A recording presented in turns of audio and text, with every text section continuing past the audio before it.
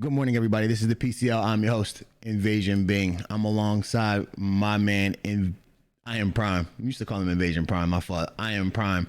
Prime. We had a wonderful, wonderful experience yesterday with those matches. 4 matches, all Erangel. A lot of different teams won yesterday. How do you feel? How do you feel about that performance that those teams put on? Teams like we didn't see teams like WC actually do as much winning as they normally do, or become as much of a force as they did. But we did see Avita play very well, and a lot of other people. So how do you feel? Like, what did you see yesterday? Yeah, you're absolutely right. First off, good afternoon to you and everyone at home watching today. Welcome to another great PCL beginning. This is going to be the final 4 games of this last week of the qualifiers. But Bing, Bing. AV did not surprise us, right? They won a game. They kind of put it in cruise control a little bit. They know they're far ahead of the competition. I expect them to move forward going into this money round in first place, even though the score is reset after a week break for them. But I was really impressed with how. Just want to check and make sure I have the name correct. I was really impressed with how. Where is he at? I just saw him. PubStars played. There you go. PubStars was sitting at 16 for a while, through at least throughout the entire week. And Morphine with a huge clutch killed everyone in the final circle when it was nothing but solo players up. And he just put on a great performance using the classic M4 gun. And also BBG, they came in third in that game too. So they gave themselves some points, kind of took themselves away from the bottom. They still got some work to do. They're 10 points behind Nova 4, who's in 16th place. So they got some work to do. They need to get at least 11 points plus to knock down Nova. I would, if I knew anything about them, I would expect them to look at the gameplay from yesterday, see how they played, and definitely move forward and probably attack Nova. To be honest, you got to go after them because they are the little fish in a pond, if you will, if you want to be the shark in the water. I mean, that's a terrible analogy to some degree for me, but yeah, these not new players, but these other teams that we watched win yesterday was a sight to see. We saw Torch get a win as well, right? We did. Torch is starting to play the way that I think that they can play. Again, we said they had some additions to their team. Crabcake, Diffie, M was a really good pickup for them a couple seasons ago, and these players are really showing out. Dom is coaching them into the right spots. Tyrannical, of course, is a phenomenal player. He was going by unknown yesterday. I think he might be unknown right now. Again, it's not his fault. There's something going on with the customs, but these guys can really play the game. They rotate well. Sometimes I think they're too passive, but it worked in their favor yesterday on that mountaintop fight, right? I think it was game two or game three. Everybody was fighting on top of the mountain. They played the base of the mountain and was able to push up at the end and get the win. I think that's a great way for them to play. I think they have the shooters now that allow them to play that patient, right? Because if you're going to play patient and waiting for the rotations to come to evolve in front of you, you have to be able to get your knocks and get your kills and take the position away from somebody else. And that's what they're usually able to do. And it happens because you mentioned this yesterday that Diffie is always on alert, high alert. Every time somebody goes down, every time there's a fight, he's getting his shots in and is putting people down, and he's collecting other people's kills. And that is an excellent way to play. It gives your team free points, and it also allows it makes people scared of you. People rotate away from the DMR shots. There's no, if your SLR is ringing true, there's no shot for people to stay stagnant in your area and to rotate towards you because they don't want to get knocked in those situations. You know, you're absolutely right. And what's interesting is that acquisition of King Diffie. You're 100% right. Torch, as we've always seen in previous PCL seasons, we've seen them always collect and make heads up plays when there are others fighting around them and there are knocks around them. They're cleaning it up, whether if it's Damo or it's M or it's Tyrannical, using any gun possible, mainly the DMRs collecting those kills when they see players on their knees. They picked up a strong DMR shooter in Diffie, and he already fits like a glove for that identity of that team being. So that is amazing. I I agree. also want to say that the Red Reapers play well as well. They didn't win any games, but we saw them and we saw the names. They got some kills. They started laying down damage.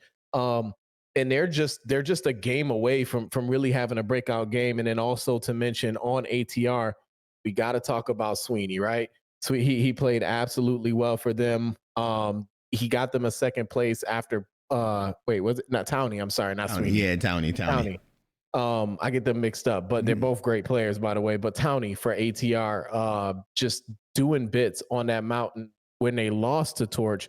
And like I said earlier yesterday, that you got to kind of wonder if he was able to be closer to his teammates and save both of his teammates. That may have changed the game because Towney is a hell of a player. I want to piggyback off that. I was going to mention ATR, right? I mentioned them yesterday and saying that I thought that they were going to make a lot more noise than they had previously made throughout the weeks. Now ATR is making a statement. ATR has a newer roster. This isn't the roster that we usually see play in the PCL, but they hold on the above the rest mantra. So they're gonna. I feel like they're picking it up. They're getting it going, and they're understanding what's going on. I feel the same way about the Dossers and Invasion. The Dossers, Invasions, and ATR have not played to their full potential, and I believe that is coming in the money round. What's going to end up happening is they're going to get, especially with this week off, they're going to get more together. They're going to gel. They're going to understand what they need to do. I think that the issues in all three of these teams has to be communication, and it's not easy to learn comms with a new team. No matter how you could play all month, but the comms aren't as fluid. The trust isn't there as much. So it takes time to build up that trust with each other, and it takes time to get that communication right. Like we saw Invasion lose 3 people in a fight that was 4-on-3, and then you've seen them earlier get shot in the back by Warhawk a few times, or get squad wiped in a situation where if the comms were a little bit better, this wouldn't happen. So I am interested to see going forward how these teams mature and how they change the way they play, just so they can get away from these little micro mistakes that are causing them their downfall. It's not like they are making bad rotations. Their rotations aren't bad. What's happening is they're getting in fights and they're losing fights just because the comms aren't the best. That's what my prediction is. I'm not sure because I'm not in those actual huddles, but I can, being around this long, I can kind of grasp what's going on. So I'm looking forward to seeing if TD can turn it around or pick it up, if ATR can continue their momentum, and if Invasion can also turn it around a little bit, because they're kind of like in 11th place. They need to, we're used to seeing them in the top 5, top in the top tier of the numbers. They're on the low half of the of what's going on. Yeah, you're absolutely right. I want to, obviously add to that as a Invasion ambassador and a member. Obviously, I love to see them play well 100%. And you're right. We have seen Invasion little glimpses. We've seen glimpses of Invasion actually start to feel like, oh man, these guys may win a game, right? Remember the bad rotation that they made out of Severny right into the bunker, and then they were like, hold on, we got to get out of this muck. Then they pushed over by the airplane valley, and then they murdered like a ton of people, and they just had an unfortunate circumstance. And I think it started with Signs getting shot in the back, which obviously he didn't have any idea that was going to happen. But you like to see them get aggressive, because with Invasion, they're one of those teams that if they get the early knocks, they get the early kills, they get the early squad wipe, you expect to see them in a top 5 situation where they're going to do a ton of damage, and they may mess around and win a game just based off that confidence that they go in. They're that kind of team, right? Like they need that initial fight. And we talked about it yesterday, where it's like, man, I don't know if these teams need to have this fight in the beginning, but I think Invasion's kind of one of those teams where they do. I think they kind of get bored and they kind of get stagnant. They, like you said, they make the sharp rotations. They only made one mistake with that the bunker rotation, but they instantly corrected that. So they got the rotations down pat. I think once they get their guns warmed up, like we like to talk about, we will start to see them really start to do a ton of bits in the lobbies. I believe you're right here. A lot of these teams, not many teams can just turn it off, turn it on, right? I believe that's an AV thing, maybe a mates thing. I don't even think Dub C can do that. I think Dub C has to get the ball rolling. They don't just turn it on in another game, right? So I think Invasion is struggling because they're dying off the rip on the first drop on the first game. So I think they need to warm up in the first game, kind of get used to each other, and then after that, they can just drop on everybody and be aggressive as they want, right? But besides that, I think everything that you're saying is exactly right. And I am looking forward to seeing these teams play very well. I want to see if right now, Dubsy has a completely different roster than we usually see. And it's Warhawk, Noxy, Alex, and Tendersource. So I want to see if they are able as well to bring it. Like, this is going to be super exciting. We are almost ready to start the games and stuff like that. So we're going to, I guess we can go over the scores right now. And then as we get in the game, we could talk about something else, Prime, because, why not? Yeah, let's do it. I mean, first place, as you guys probably know, if you've been watching, if you're new, you don't know, Avita is the dominant team right now, 100%. They have 162 kills. Bing, 101 of those points come from kills. That's crazy. They can literally beat everyone except the mates off of kills alone. That's crazy. I need you guys to understand that. That is crazy. Even if they didn't have the placement points to add on to their already robust league, they have enough kills to back up to at least get them in second place. Followed by the mates, second place, 117 points, 88 kills for 88 kill points. AIC, it's a team we didn't mention. They're kind of the under the radar team, sneaker team, decent roster, I like them. Led by Zelodian exclusive Bing. Those two players played extremely well yesterday, especially on the mountain, and they climbed their way up to third place. And they even gave themselves a gap from Torch, who's in fourth place with 89 points, with 59 points of those being kill points. And those are those heads up plays that we talk about, right? Like, that's how they kill teams. They don't really fight head on. Like you said, they're more of a passive team, but they will definitely be the flank and help you confirm those kills for sure. Nice. Then we got ATR in fifth, 85 points so far. They are 4 points behind fourth place. And then this is where the nitty gritty happens. Whoa, excuse me. ATR is fifth place?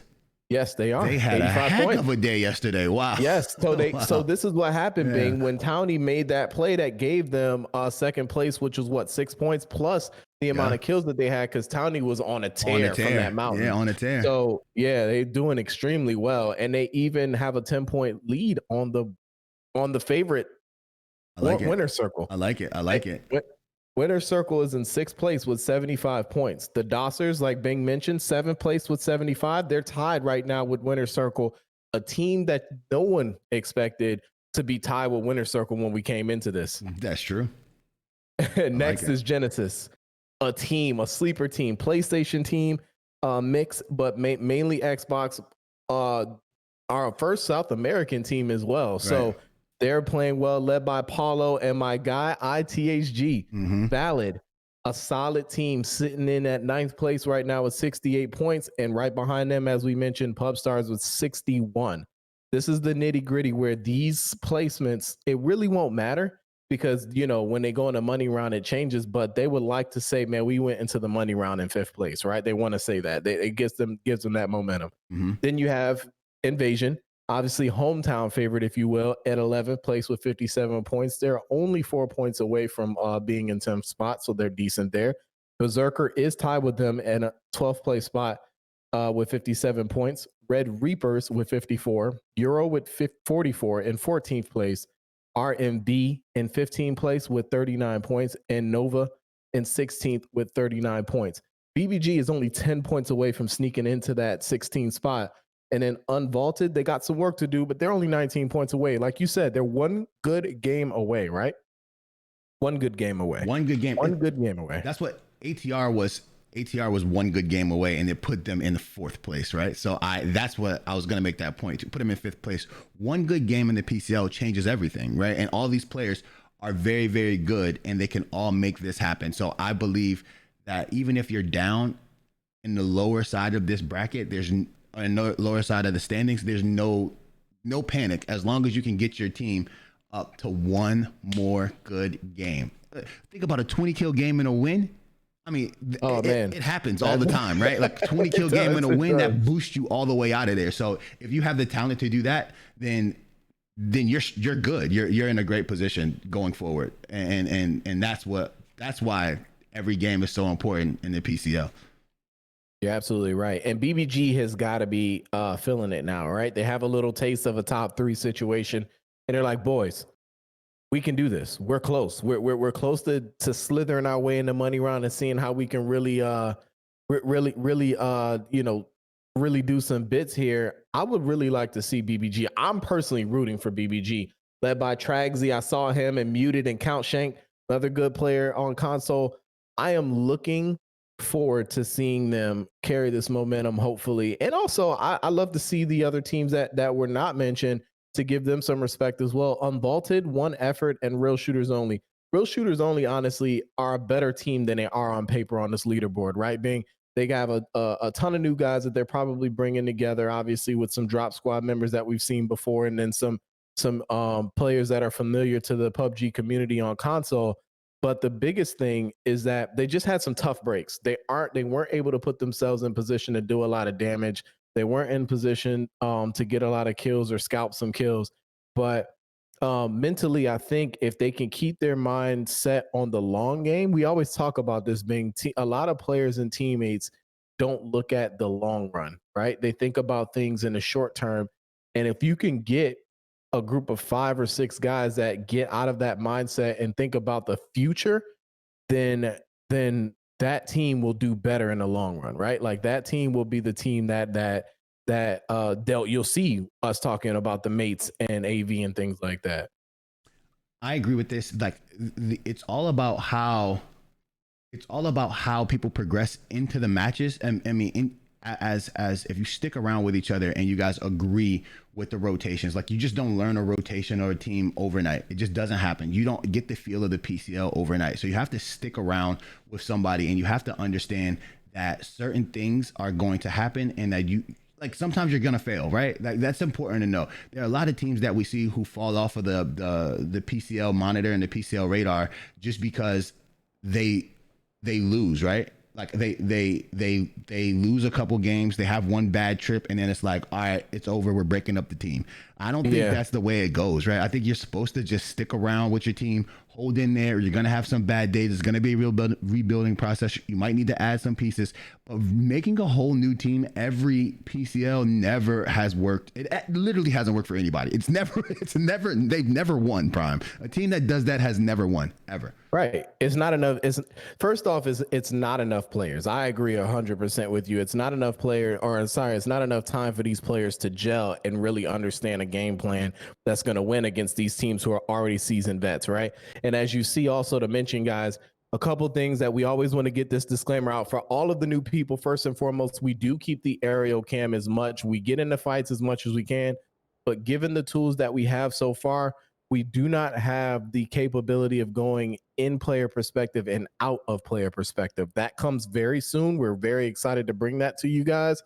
And once we do have that, we will certainly get you guys more action. But you guys you will be seeing a lot of map views and a lot of aerial cams to see player position and shot lines and things like that. And welcome to the PCL. This is the best of the best. This is the league for console play and endorsed by PUBG. And we're here, baby. And this is a very good zone for everybody, right? This is a good starting zone, right, Bing? This is. If you see, there are a lot of people who have gone down right here, and I've seen that we see Jinji has eliminated a team down here. I mean, Jin has eliminated a team down here, but they've lost 2 players. You saying Jinji now. You got me hit a lot of things, but they do have 2 different teams over here. RSO is a 2-man this game, so they're going to try to get out of there as fast as they can. And then you have Jin over here working as well. But with all that being said, you're right, Prime. This is going to be, look, RMV, is this real? They're split super far right here between these 2 teams. We'll see what happens. But yes, this is the zone that everybody wants. This is center circle. You know who wins this zone 9 out of 10 times, Prime. You know who wins it. The mates, bro. The mates, bro. This is their zone. This is literally their zone. This is the zone that they want. The mates drop Pachinki, 80 or 90% of the time, and they are going to thrive in this zone. They haven't had a pop-off mate game in a while. I'm talking, so mates are one of the teams that go 20 kills with the win, right? And that's exactly what I can see developing here if somebody doesn't come knocking on their door really quickly. And you saw that Quakes almost drove into Pachinki, and he realized that there was a mate infestation there. They're not going to leave this compound until a little while later, and then they're going to go around and Invasion got a care package. Invasion got there. a care package. So, yeah, that's big. Bing, think about this. Think about the kind of impact that the mates have right now. Everyone knows that they're there. You don't need a radar. You don't need anything. You know that this team is right here in the center of the map, right? In the center of the zone. Yes. So look at how everyone rotates around and away from those guys, because they know that if they ride by them or if they try to push into the compound, they're as good as dead, right? Right. This is something that it comes with playing the game at this level with these players for such a long time. You know where they're going to be at. And if you don't know where they're going to be at, you'll find out very, very, very quickly. Yes. Yes, you do. Yes, you do.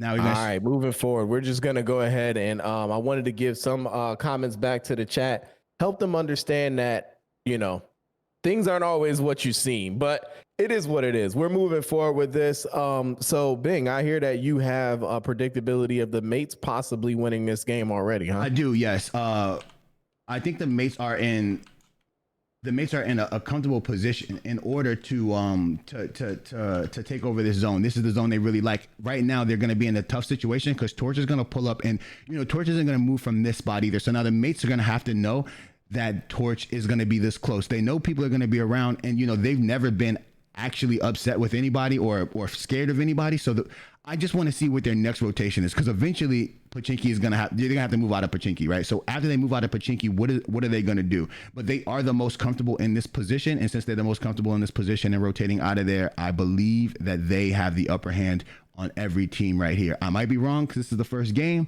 but we'll see. I like. So this is this is exactly what I thought was going to happen, right? AV moves into this top location right here. WC usually moves into that house that's down that side over there, but this is a new WC team, so I don't know where this rotation is going to lead them. But AV likes to stay on top of this hill and hold the outside of what's going on, and then later on push down into other locations, right? But what's going to end up happening is nobody's going to go to the north. The highest they're going to go is Raz until the circle closes. When the circle closes, if it goes north, they're going to go north, of course. Now everybody's going to group up in the middle, and there are going to be some teams that arrive to the middle late, and they're all going to die. That's just going to be exactly how it's going to happen right here. And those are my predictions. My predictions are the mates come up with a big kill game right here. They're going to pick a lot of people off since they're in the middle of the circle, and then there are going to be some deaths on that first rotation. We'll see how it goes around. And we'll see what happens. I'm trying to. All right, chat. I need to mod. You want me to go ahead, throw it in there? There you go. You got it. All right. So as we start to see these teams rotate in, interesting thing. So it looks like Torch is taking shots over at Valid. They are very close in compound wise. This is exactly where we have the camera at. Valid with a very good, this is a very strong compound. I like to call this the school compound because it leads you right to school. And if you ride by it, these people here will take you to school because you don't drive out of here alive usually. But moving forward, we also have the zone shift. It still caters to the mates here, but this team in the yellow looks like the smart players, right? Like they've got a really good spot here, and they can really do some bits in this area Reapers. right here. The Red Reapers are going to be able to nice. get a couple kills as people rotate in. I think that this is going to be excellent for them, right? Like, so these are the teams that I wanted to watch, but the Red Reapers are going to move further in. Even better rotation for them. I knew Torch was going to get out of here as well because Torch has to, they like to be middle zone or close enough to the middle zone, and then hold people out as they shoot around. So certain teams have to make certain rotations. This is why I'm always in a position where we're learning as much as they're learning, right? The Red Reapers, they are a conglomeration of two separate teams. So I don't know their exact play style yet. That's why I don't know how to predict what they're going to do. I know how Invasion plays, of course. I know how Torch plays because we've been in positions with Torch all the time. TD is a team I don't know how they play as well because they're a conglomeration of multiple teams. But it looks like Nate is going to drive. He's going to use the bike as a scouting vehicle. We don't see this as much as we used to, Prime, where there might not be a lot of motorcycles out because we don't see a lot of people using the motorcycles to scout like we did in the early days. Now we just see everybody get in the car and all go the same way. And then if they get there, they get there. It's not like any one-man scouting trips like there was in the past.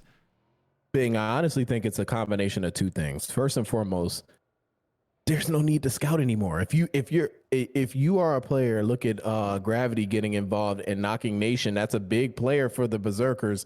They hate to see Nation go down. They want to get this res really quick, but you know where most teams are going to go because this is all repetition.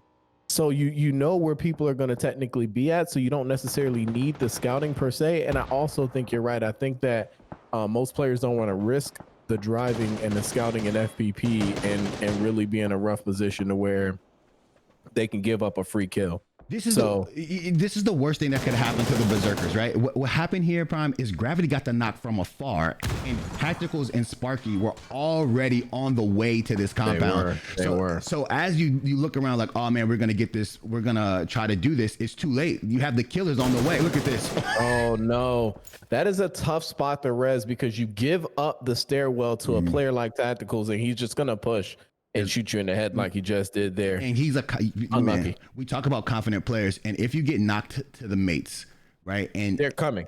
No matter where they are on the map, they're coming. If it's him and Sparky being the two closest people to you, oh, it's a wrap because they're the fastest. And most, you know, they think they can do whatever they can, whatever they think they can accomplish all things. RSO going down to ATR right here on this little hill. That's tough. I wanted to see them play better, like I mentioned earlier. Another, like they picked a shack here. This isn't a bad play per se, but if they take this compound right here that you're hovering over, I think they have a better chance of staying alive if their plan is to just try to make it through.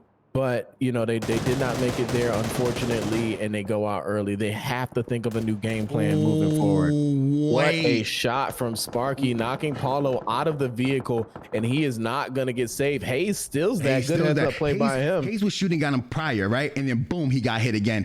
I'm going to tell you guys this. I'm going to tell you guys this right there. That's some shooting right there, Prime. What? How long has he been in the training mode today? What the hell? He has been in the training mode all day. TDM training mode, rank mode. These guys, listen, let me tell you what I do before this whenever I have the chance, Bing. I take the time and I go around these guys stream if they stream early, and they're playing rank games serious as I don't know what, and they win like 12 straight games. Right, 12 straight. And then they quit right before the PCL, and then they say, all right, I'm gonna go play TDM just to shoot more. Like, you have no chance. Their warm-up regimens are just absolutely great. This is a good play right here. This is a great play right here. And I think this is one of the most sophisticated teams that's very new. And I like their play. I really like their play. I hope to see them moving forward in the future. I wanted to talk about that shack play, right? Somebody made a shack play early in TPP this week, and they got mollied and they died super early, right? So I think you can't play a shack. I think you can't play a shack until at the end of the shack. I agree. At the end of the game. Like, it's last resort. It's not first resort because you can't get out of there. You're just going to be in the shack. Oh, here comes AIC. AIC has been, as me and my boy would say back in the day, they've been hooping. They've been hooping. Like, they have been hooping. Man, they've been hooping, Prime. I'm telling you, Lucas and Andrew's going to have to get out of here. This isn't the fight that you want anymore. You know what really gets me, Prime, is if people can rotate after they lose their team members without getting shot in the back, right? If you don't have a vehicle, right? If you could still make your way out of a fight, even though people are shooting at you, and you can save your team right there, I find that super intriguing for you to be able to push away from fights. That's insane to me. Dimes got knocked somewhere. Soup got knocked as well. Soup getting knocked too. Yeah, they're getting in a fight with ATR right here. They're getting gate kept. This is a tough spot for them. They have This a is lot though. serious gate kept too. But Yeah, they're they do. fine. If they can get the res right here and rotate along the road into Pachinki, they're fine, right? This is a good time to make a late rotation into Pachinki. Signs is going to die. There's no way they can save him, right? But if they rotate into Pachinki, since they're rotating late, there's not going to be anybody occupying that particular space. It's just, is ATR going to miss the shots? That's the question. And the answer to that question is no. They're not going to miss any shots. That's going to be a takedown on there again. I hear those shots. They're in the blue, but they're kind of far from us. Signs is going to die right there. Tough break for them. Signs is okay with dying as long as he gives his team information and takes the pressure off of his team. He's such a selfless player. He is. I really love Signs. I've even got to know him obviously on a personal level, being that he's a part of my team. And he has one thing I mentioned about Signs is Signs came onto the team with, I want to say he had the rights to really just kind of say, you know, I kind of know what I'm doing. I'm a pro player, but he fully took my mentorship and things that I had to say to him in constructive criticism directly. And he worked on that as not only as a person, but as a player. And it shows. And I really love Signs. Like Signs is a really good guy. I like just personally and as a player, I really like that man. So big shout outs to him, man. You see Townie getting the knock on Gecko here. You said all that and didn't say he was the DP god? That's crazy. Well, that's already understood, sir. I don't even have to say that. Every time I say Signs, autocorrect says DP god. A lot of these people are new. They don't know that he's the only person that has he got the DP 100 on the what you call it in the first day or whatever. They probably just gave it to him, to be honest. They just gave it to him. If skins come out in the video game and Signs doesn't get a DP skin, then the game's broken. I'm gonna be the first person. He should be the first person to get a skin in the game, right? Like I mean, there are a lot of people out there who are very good players and maybe better all around players than them. But if you're gonna give a skin for a particular gun to a particular player, it has to go to that man because that man is doing it. And one effort took down Trixie. They were a 2-man. Well played. And then they ended up going outside. Oh, they were doing so well. It has to happen, though. It has to happen. Yeah, it does. It should be rare for a team to lose as a 4-man in an open area fight to a 2-man, right? It should be some instant swaps and instant trades going on, and that's what we should see. As you see the mates holding down across the street in this like divot right here. It's not even a divot. It just got a little bit of a ridge. We still see some teams moving up. Oh, what did we say? This is Valid. How did Valid sneak their way into a middle compound right here? Man, Valid is so good with their rotations. That's what has kept them in the running, right? Being like they have literally, first and foremost, I want to say that Warrior Muffin is a highly skilled female and very intelligent player. Like I believe she's the IGL for that team, right? So, and if she's not, she definitely is curbing the enthusiasm of the rotations that they make because she is just that good. Oh, NV4 all hops out on Superman. And Brain has everybody one shot over here, though. Yeah, he did. He doesn't have the angles. Oh, he's nading. He might win this 1v3 right here. If he can hit this shot, yeah, he might win this 1v3. Oh, my goodness. This is a chance for Brain to shine, the newest member of Invasion. Let's see how he plays right here. He's in trouble though, because he's in trouble from that, right? From the mates on this gatekeep. This is what I was scared of when we came over here earlier and they were going to rotate in. This is why they pulled up into this spot. The mates did. Signs is going to go down. I mean, Brain's going to go down to the zone. It wasn't much he could do. I think he took that knowing that the mates were there and it was a full team. And he didn't want to give up a free kill. Hopefully he gets a kill here. He did. I see a lot of them. That rotation, I didn't really see where they landed at, but it looked like they were having a tough time because of their rotation. They rotated behind everybody, and then they ended up taking. They didn't look like they had a lot of meds after that first fight that they had right there, Prime. So yeah, I agree. I wonder if they can. I wonder if they'll bounce back. They'll bounce back. I'm not afraid of that. They've bounced back This is the best. I hate to say this. This is the best opening round that they've had. That's true. In season 8, they haven't started off in an incredible spot. I think Torch is in a good spot to get some kills right here. They should get some kills on team number 20, BBG, and they might be able to get a kill right here from a member of AIC if AIC becomes lackadaisical in their rotation. Yeah, I agree. And you see, and for those watching at home looking to take some knowledge and implement it into your public or ranked games at home, look at the rotations and look at how these players stick to the blue when it gets down to phase 5 or so. They don't find themselves in the middle of the zone where everyone can shoot at them. They inch their way in with the zone, and they make sure that they protect their west and their east, or their left and their right, for, you know, whatever case. And they just make sure that they can slowly progress in and take some crossfire. This is where the DMR starts to go in. If you're not in the zone, already at the end of the game, then there's no need to go to the middle of the zone. That's a fact. That's a fact. Right? You should just rotate in, unless you have a vehicle, right? And this, again, the way this ends up for people, and this is important. Console competition isn't exactly like PC competition, right? You don't have to rotate in vehicles all the time, because sometimes you can win fights one-on-one, right? Your team can just outshoot another team, and it's not as easy to hit DMR shots on console as it is on PC. So the rotations are just different, and you believe that you can make it on foot. So the game won't mimic, PC comp and console comp won't mimic each other all the way. However, it is similar, and people can hit those shots, but it's an easier chance for somebody to miss a SLR DMR shot in console than it is on PC. They're absolutely just point and click. It's nothing to them, right? On console, it's not like that. It takes a little bit more skill. Your thumbsticks don't work the same way your arm works. Just a fact, right?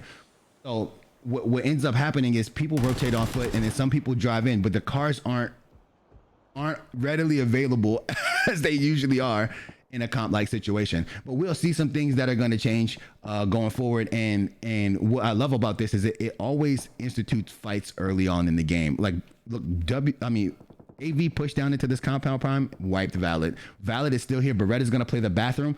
TD is pulling up on the outside over there next to AIC. Jin still in.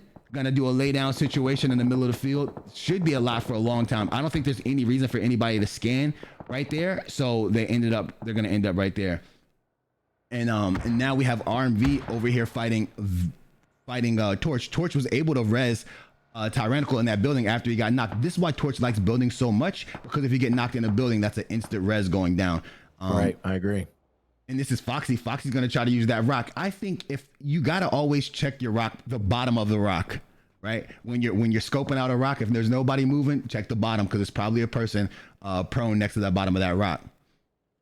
Right. That's very true. In this zone is where you guys get to see who are the best shooters. And we haven't even spoke about AV, and they are still alive. Yeah, AV pushed down in there and took that. This is going to be where they shine right here, Prime. Yes, 100%. I mean, it's just all open field. Good shots right here. Look at Dimchick as well, knocking and killing Foxy right there. AV's getting into a little fight over here as well. Embrace rotated out of the blue, shot him in the back. The one thing about PUBG that'll never ever change is the person from the blue is the most unpredictable person on the planet. 100%. You can't. No shot. You never account like, oh man, there's going to be a person who rotates in the blue for 5 minutes and takes that damage, because you're not willing to take damage on your own. Oh man, he's in trouble. Embrace is in trouble, Prime. Yeah, right. Here comes Blackjack in blue. Best here. Yeah, I was gonna say, but they let him get this. I don't think they know exactly where he scooted over to. Oh no, Blackjack went for a better. Now he's moving and he got caught right here. Yeah, at Blackjack gets a good angle right here. He went for a better angle. He sure did. Who took down? Oh, Townie took down Sweeney. Oh, good play right there, and then he ends up going down. So Beretta does hurt AV right there. Beretta. Oh no, Beretta has taken down. He's not even going to be able to get the reds either. Yo, he was. That is going.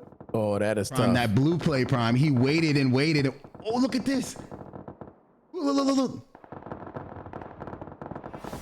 Oh, he got to take these shots. I'm holding my breath. He has to take these shots. He has to hit them. He's missed them. He's whiffed them. Oh my goodness. He's whiffed them. Oh, here comes the nade. He's going to blow up the cover, and then he's going to shoot him, Prime. Oh, he missed it, though. Oh, the Scab King himself. Yeah, the Scab King himself and the DMR god. Yo, I'm going to be honest with you. That's the first time I've ever seen him get a kill with the AR. Somebody, okay, so the Berserkers, I'm sorry, AIC, which your team you're looking at right now, has 8 kills already. Somebody just had 12 kills. Was that the mates? That is Ratatat. No, that's the mates. You're right. Right the on mates it. with 12 kills, led by Tactical with 6 of those kills. And this is where they really play well as well, right? Like they use their cards as cover and they rang out shots. If you want to see a team that mimics a PC team to the T, we're looking at the mates. It's the mates, right? Especially in an open field because they just hold they hold a hard cover.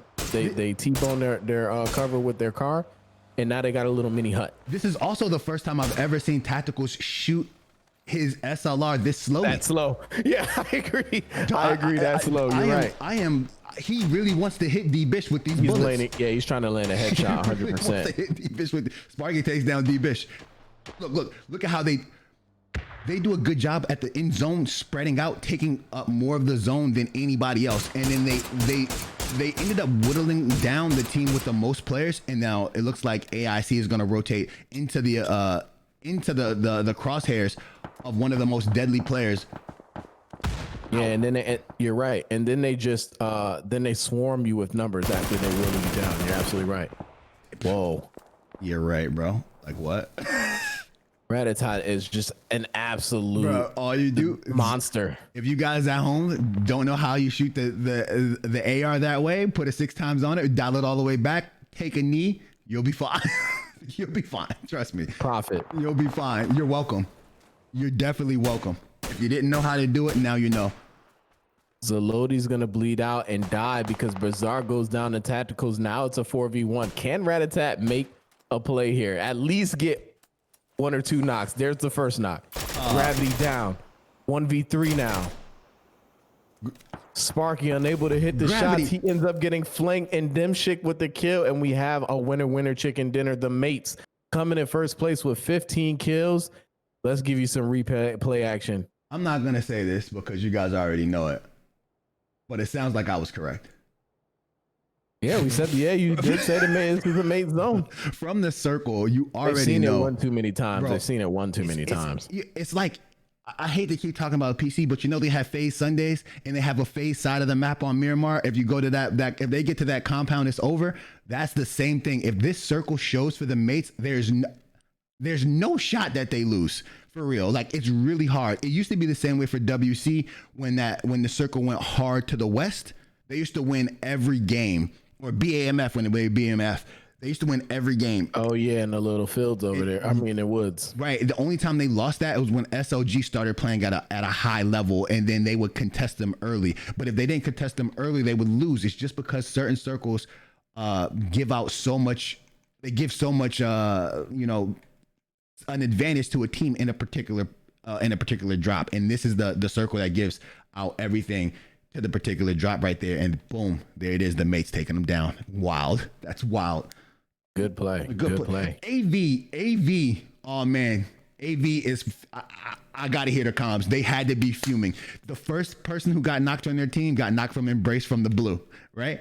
The next person who gets knocked from their team, the rest of them get knocked. Well, Sweeney loses a one-on-one against Townie, which is a good fight for him. I don't know if he was looking for Townie or he was trying to get the angle on Embrace over here, but the next person that gets knocked from their team all happens from Beretta, and Beretta comes from the blue.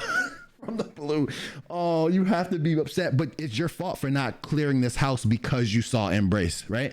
They were in the process of clearing this house, but they never got to the house to clear it. Look, Standards is in the house, Blackjack is in the house, but they never go into that room because they felt like somebody else had cleared it. You can't, if your comms aren't good enough to say, look, we've cleared this whole house, then you deserve to be shot in the back like this. That's true. That's true. And just this is just a huge, what we like to call CF in the military terms for AV.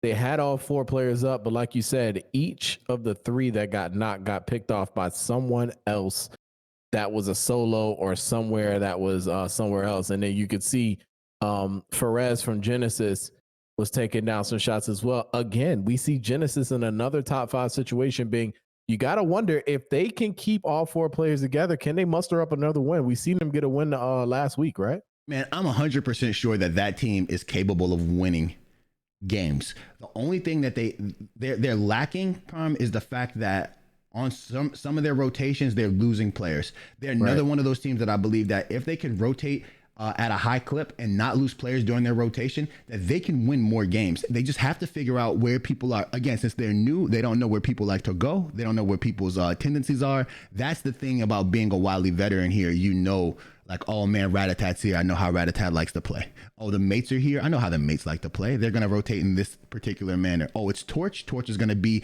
in this particular compound at this particular time. Jin has no chance in that situation currently, so they're ending up driving by a lot of the shooters. And we're not talking about the regular shooters. We're talking about, you know, the best of the best shooters. If you get caught driving through the middle of the field and all of the best shooters on the whole in the whole PCL is shooting at you, you have no shot. Somebody's going down. Look at that. I can't believe he was taking this long to shoot this gun. That's surprising me. He's not that kind of person. He usually just letting them rip. Yeah, he usually does. You're absolutely right. I think for AIC right here, this is a tough rotation from them based on where they're coming from, because they absolutely did not have any cover leaving that hill and going down into the field. So it was just a firing range for anyone else who was shooting at them. And that was a tough break.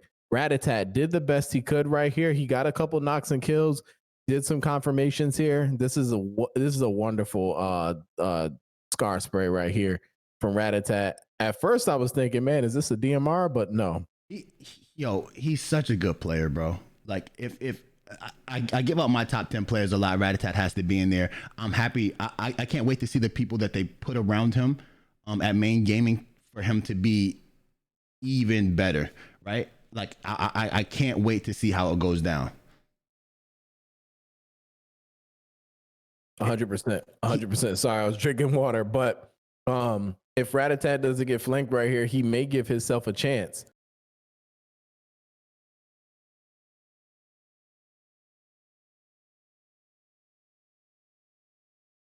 But that is the end of the game right there. That's the game one. The mates take it. You are watching the PUBG Console League. We will be right back after we get the lobbies ready, after a brief intermission. Thank you guys for watching. Please stay tuned.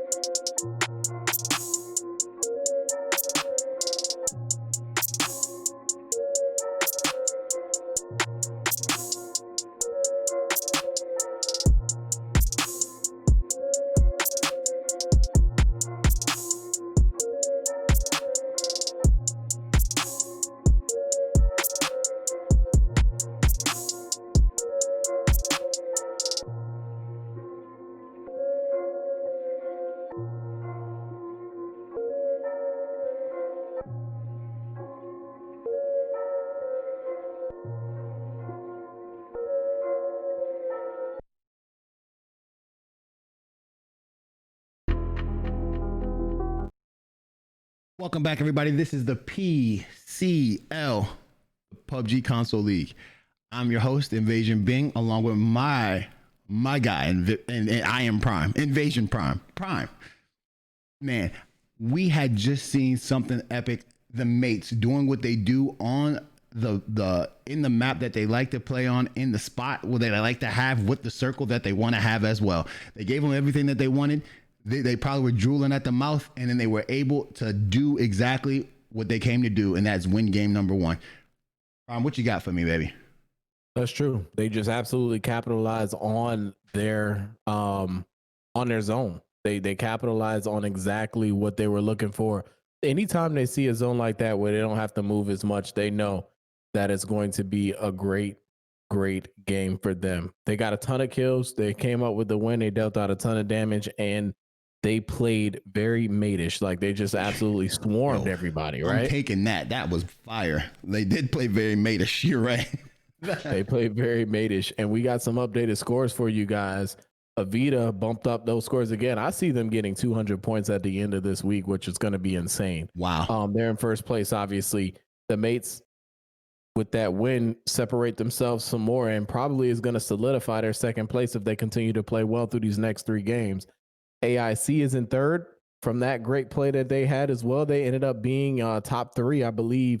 They had a tough break at the end. They could not capitalize leaving that hill. So that was a tough spot for them. And then Torch still sitting pretty at fourth. I'm going to only give you guys top 8-ish because I didn't see that many shifts, but ATR is in fifth place still, along with the Dossers in sixth, Genesis in seventh, and Winner Circle in eighth. Everyone pretty much stayed where they were looking at this. So what we mentioned earlier is still remains true, including the 16th, 17th spot, which I like to mention just to see if there's anyone clawing their way towards that 16th spot. But there are still 10 points, a 10-point spread between them two. Ben, what do you expect to see with this next game? So remember, BBG lost that fight to they lost a member in the fight to one effort, right? I think that BBG has a chance. Don't quote me on this, but I think BBG might have a chance to get these 10 points. I'm not going to say they're going to get these 10 points in this particular round, but they have a chance to come back on NV4. NV4 has to do a good job of at least getting 2 or 3 kills before they die if they're not going to win the game. They have to figure out a way to do that. Right now, BBG is in a very bad spot, Brian. Right? Let me explain why. Let me explain why to people at home who don't know right now, right? This particular roster of AIC is made up of a lot of players from CK, the former CK, which is a team that we know very well, right? Who's been in this for a long time. But what I'm going to tell you is they have landed in the spot that they usually land and that they're most comfortable with, that being Pollyanna, and BBG is right next to them. And the way AIC has been playing in the last 3 days or 2 days has been phenomenal. So I don't know if this is the spot that BBG wants to be in. They need to rotate away from here and not put themselves in jeopardy. I don't know if they know that they're in jeopardy, but they need to not put themselves in jeopardy. I agree. So what you're looking at here is going to be another mate-ish zone. I mean, they don't have much of a big rotation to get out of. They're pretty good. And honestly, this zone does not appear to be going towards military either. Nope. Looks like Invasion is getting some kills on the pub stars right now as well. Sleeper Shot putting down 2 members of the team right there. That's going down right here. Is he by himself? He's alone. Yeah, he is. He just played that extremely well. Excuse me. He put down 3 members of this team all by himself, and he is chasing. He's on foot chasing this man, Hebrew. Oh, and he's leading them right to another, the rest of his team. So if they could shoot this car, which is already smoking, Lilith's going to have the 1v, Prime. Lilith's going to have the 1v, and Lilith's going to hit all of his shots, almost every single one, and Soup goes down elsewhere. Oh, that's tough for Soup. It's not what they need to see, but he looks like Sleeper Shot got the other kills. Oh, that's game time for them. Yeah, that's a good finish right there. Are they going to be able to res Soup is the question, right? Yes, it is the question. This is going to be they're not going to res Soup. This is a weird fight. I don't think that they were spread far. They are spread a little far. You see where Signs is located? Soup was out at this tree holding, and then Sleeper Shot was in there by himself, and then Lilith looted that other side. If you remember, if you remember, the way it goes down is these teams usually drop in split loot, right? And since they split loot, oh, Lithers is gonna have the angle right here, and he gets a knock again on Lobster. And since they split loot, I haven't played comp in a very long time, so I don't understand why teams split loot super far or as much, because when I played comp, we didn't have the loot buffs. So there wasn't like there weren't DMRs in every house, or there weren't that many guns in every house. But these teams feel like they need a little bit more loot than is available at the compounds that they land in. So they split, and sometimes teams get landed on. Sleeper Shot was able to wipe a team by himself, basically, and that usually you don't see. He must have got. I'm gonna be honest with you. He had to get the gun first. Yeah, he had to 50-50 win the gun, right, Prime, and then he was able to do what he did after that. But the thing about these pro teams is that they rotate and they get back to each other so fast, bro. So fast. They did for sure. Was that a mutant that he killed him with? That he killed those people with? He had AK, I think. Oh, okay. Oh, so he had a fully auto. He was doing good.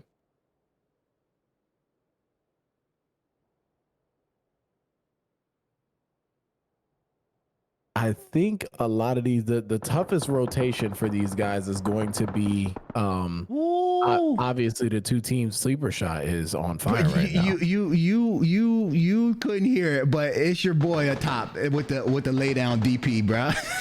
Oh, okay. So Signs helped with some of those shots, huh? Yeah, he was laying down Prime, and you could hear it chopping him up, and then Sleeper Shot hit like the last two bullets, and it put him down. Oh, my apologies.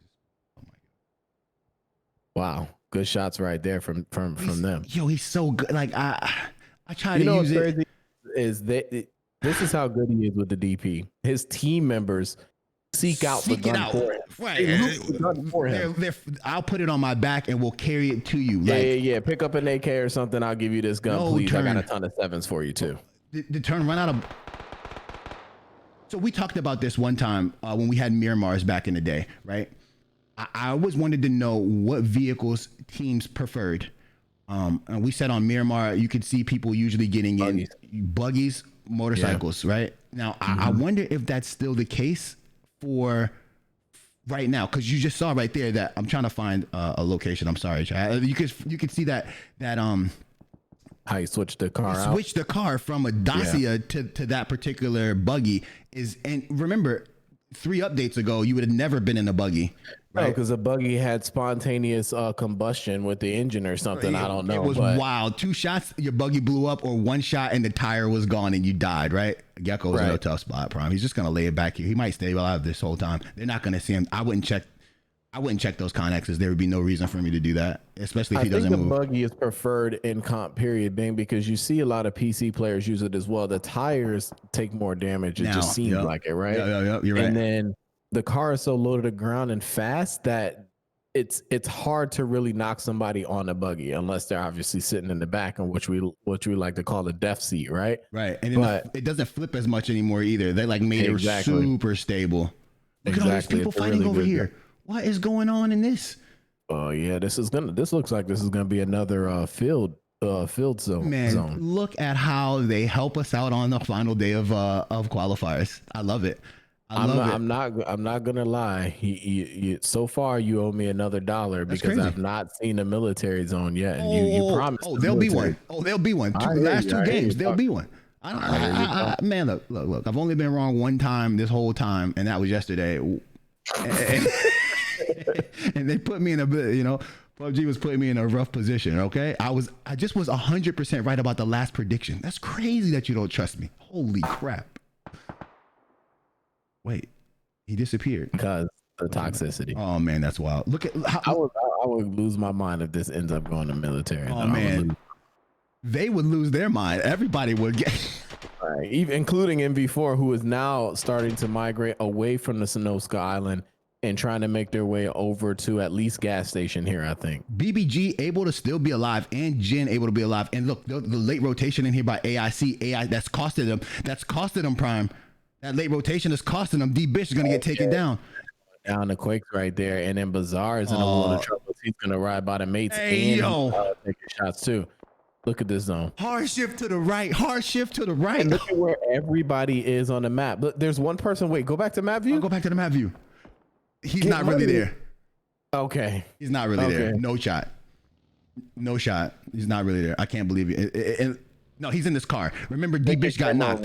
It's two people in this car, and it was one person in this car. He's not really there. That's fake. Okay, it's glitched. Okay, I get it. Take your camera over there right now. Warhawk getting some kills. Let's go. We haven't seen him play.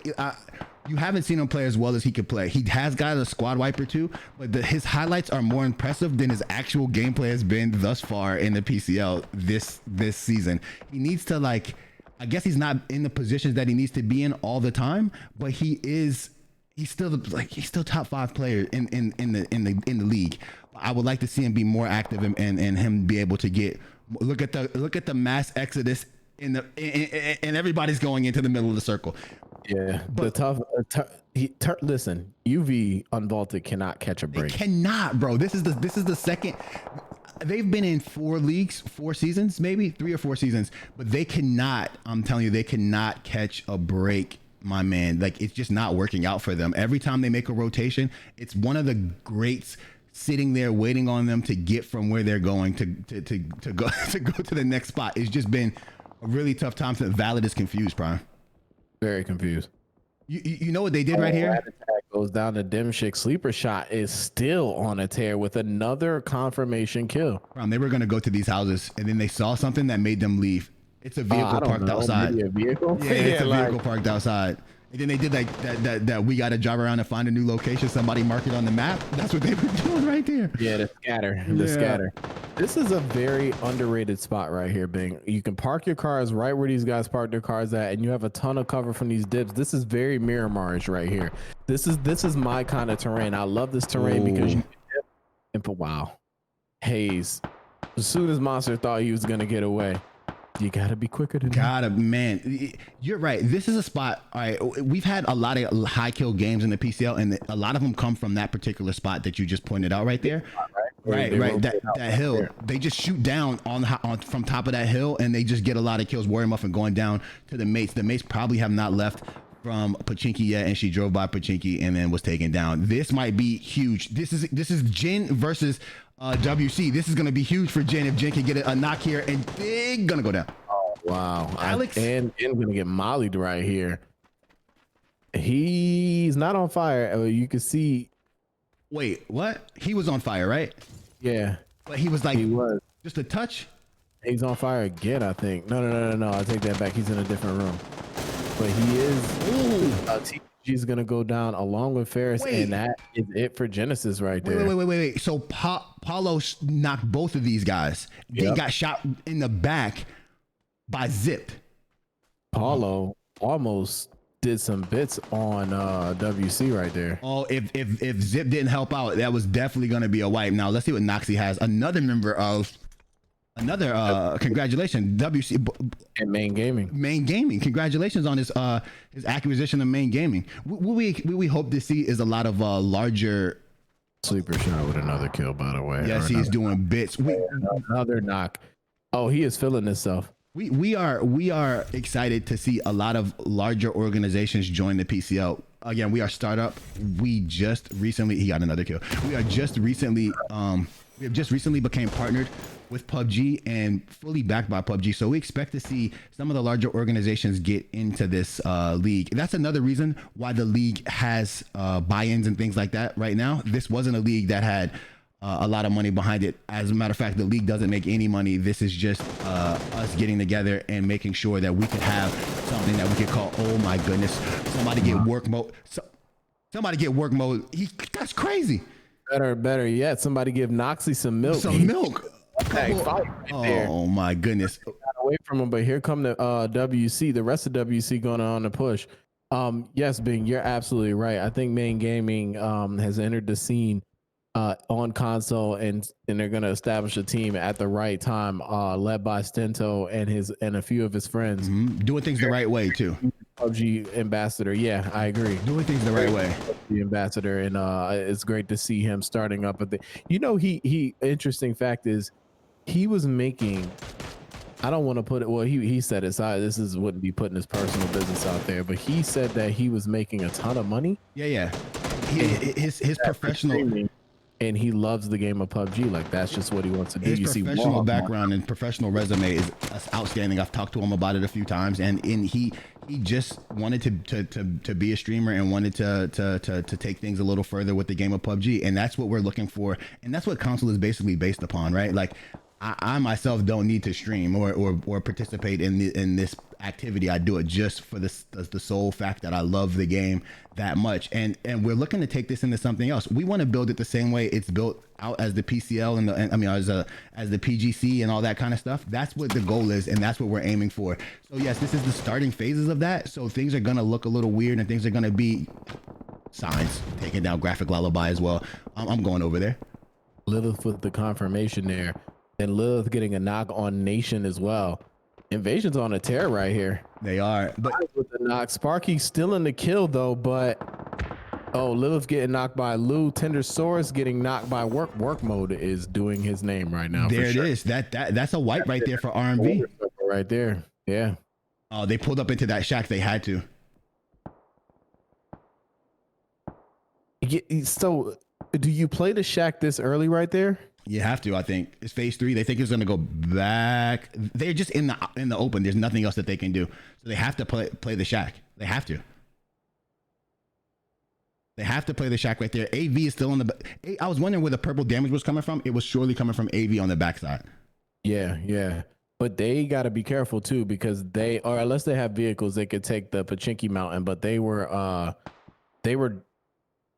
could be gate kept right here. It's very possible. It depends on how aggressive Invasion stays right here, and they got a wall of teams that they have to drive by here. But the AV is probably going to make a decent play. Who knows? Look at how split the mates are. They're just trying to cover the most area they can. These teams all decided to go shacks because they don't believe that there's going to be a building in that they can get to, which is true, and they don't want to be standing out in the open, which is true as well. It's just going to be hard right here, right? Yeah, it is going to be difficult. Standards does get a kill on Gecko. That's a Euro being eliminated right there. Look at this, bro. What is RMV? Do you see that Nova 4 is in the water? So did they take? All right. So they did. Explain to me their route. Did they take? They were on the bridge and then the water and swimmed over. They were on the bridge. People were shooting at them. They jumped into the water. Interesting. Very interesting. Good play right there. I wonder if they can climb up. Sweeney going down to Bob there. Oh man, Tyrannical has a Groza. That's BBG. BBG hasn't killed anybody yet. They were trying to stay alive and get themselves in a good spot. There are still 14 teams up. Tacticals getting a knock along with Gravity getting a knock as well. The mates just absolutely sneak up behind Team 11 and they are going down quickly. The mates didn't lose. They lost. Gravity's one shot. All right, so for the mates, if you guys are new, if there's a person who dies on the mates, usually first it's Gravity. It's just because he's the first person out there and he swings with so much confidence, and he usually puts himself. I knew that was gonna happen to AV. AV gets knocked by Signs, as Signs is just spamming that DP again as they come out of the blue. But yeah, if you know the mates, if they lose a person, it's going to be Gravity, and Gravity's going to go down a lot, but his teammates are always there to back him up as soon as the fight transpires. Look at Lou. Lou's going to try to use this as cover. Where's this happening? Dontrix and Beretta take down BBG. That's tough. BBG has one member up though. Yeah, they do. There goes Team 12. That's Gravy goes down. Berserker Esports ends up dying. Wow. We are starting to see teams just literally being eaten away. RMV is in the rhythm as well. They are. Sleeper Shot gonna go down to Tommy, but getting the knock as well. Oh, we got a knock from the blue. What is this? He's shooting a mini. good shots right there. Phase 4, he's dead here though. They're just gonna gatekeep him. They're gonna try to get that res off. If it hits a 5, I think Mushi might be dead. Yeah, you can't get the res on Mushi right here, unfortunately. He dies in play zone. Or confirmed by play zone because Mushu got knocked by someone else, right? We talked about look, MV4 died. They were not able to make that rotation. That was a tough rotation, Brian. That was. So it looks like they're still going to be stuck in that same thing. MV4 didn't get any kills, and neither did BBG. So there's not going to be a switch on the 15-16 side. It's just going to, the 16-17 side is just going to be the same thing going down. Now, we made a comment about if these teams were going to play the shack, and was the shack going to work? It worked. The teams in the shack are alive. The circle actually hit to them. So they're good. I thought that AV was going to make the play that the Maids did. I thought that they were going to go over there, but I'm surprised that the way they played it, and they stayed alive there. It's just a great play by them. They got into a fight with Gecko, and Gecko held them up. That's what took them so long to get there. That's true. But they're still staying alive in this field, and nobody's shooting at them. That's just great play by them. Somebody has to push up for the mates right here. Push up so that the mates will be in a position, right? They're not in a position right now. Right now, the mates are just comfortable. Nobody's putting pressure on them. Oh, as I say that, ATR is going to kind of sneak up behind them as they're shooting into this field, right? The fact that they can shoot into the field and nobody's putting down pressure on them is unheard of. They should probably be over there. Yeah. Team 3 and Team 14 is right there. That's Torch, and that's results may vary. Torch was relatively quiet, but we usually see them like that, and then they make their way in there, right, Bing? That's true. This is exactly how they play. They are the sleeper team. They wait for a little while, and then they push over, and then they get into the fight. It's not like they just they're not one of the teams that gets in early and as often as possible. They wait for people to make mistakes and drive by them, and then they kill them later. Dim shit taken down. What? Oh, those are some really, really good shots right there from Dim shit. They had to see him, Prime. Because remember, I thought they were going to rotate over, and they must have rotated and saw them. They must have peeked down this lane, saw them rotating, caught Hayes at the tree. Right. Tough break. Now we're going to have them rotate back up to the top of the hill. They are a team that believes the high ground is the place to be, which is true in an FPP scenario. And they're going to be in the high ground for the remainder of the game, which is going to put other teams in very, very bad positions. Invasion is one of those teams if they get stuck on that side. And now we have RMV. RMV is going to end up pushing Torch, right? Or Torch is going to end up pushing RMV. They have to have this fight eventually. And then the field people have to move.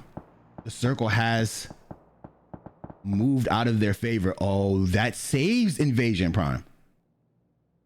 Oh, from the move right there. That saves them. The mates are going to push down, which is going to allow Invasion to move in a little bit later. But the mates are going to aggressively push ATR. If I'm Invasion right here, I crash this fight if you have a vehicle. If you can hear that fighting and if you see that from the field that you're at, you crash this because this is the area that you want because there is literally no cover. There's not going to be any cover. There's 7 teams up, 19 alive. And I know, so this is that thing that we talked about too, being Team 8, which is AIC. They can't hold on to this compound too long because we know the zone's not going to go back to them. And if they sit there too much, then it's going to be a firing range for the other teams. Looks like Torch is trying to make their moves now. Zip knocking Dontrix right here. Dontrix and Beretta are still alive for Valid Bing. It's crazy that's the person that they focused down the gravity and literally down the tacticals. They turned their attention over to Invasion, and now they're taking some damage. Bing. I'm sorry. Go ahead. What were you gonna say? I said it shocked me that RMV decided to fight Dontrix and Beretta at that shack, knowing that there was a team on the hill with them. Yeah, that was tough. Signs might get res right here. This might be a resable situation for him. No, he's gonna die to somebody else, and now Sleeper Shot's gonna have to push in. Yeah. This is a big game for Invasion right here. They needed these kind of kills. Sleeper Shot wakes up and is playing extremely well. 10 kills. Mission on Beretta. Wow. Wait, they have 15 kills as a team. He has 10 of those. He has 10 of those. Okay, got you. That's insane. Wow. He is going crazy. The mates have 4 up, and they're gonna have the best position in the game right now. There is some cover over there for Torch, but still, the mates have been. Their shots have been ringing true. They've hit every shot so far, right? And they're the reason why a lot of these teams are out right now, shooting from different sides and doing things that are look. They're just waiting for them to get into fights. And this is what we talk about again. The mates are on the opposite side of where the fight is going to occur, so they don't have to actually engage with anybody. They can wait for everything to happen on their side, and then as they come to the middle, they can get their kills. And guess who gets the zone? The mates. Right in the middle of the zone. This is why I said that this spot is so pivotal. Looks like the mates are going to win this again. Remember, I called this one as well. I said that this is another mates zone. And even though it made a weird shift, the mates made a great rotation. You know what's funny, Bing, is I don't think that the comms, I don't think that they ever argue about the rotation. I think they all know where they're going. Like they're just completely in control. They might not ever come. Like in the rotation spot, like somebody might rotate to a spot and then they just follow and then they spread out and get into the places that they're supposed to be in. You know, they might come where people are going, but they have rotated so much and so often and so well for so long that I don't think they actually discuss it or talk about it. I agree. Dimshik's gonna have to heal up here. He's got a red helmet in a rough position. So if you are King Diffie and Tyrannical, you're looking to swing far left on this zone. The problem with swinging on their left side is there is no cover over there. There's no trees. There's no nothing. And good shots right here by Bazaar.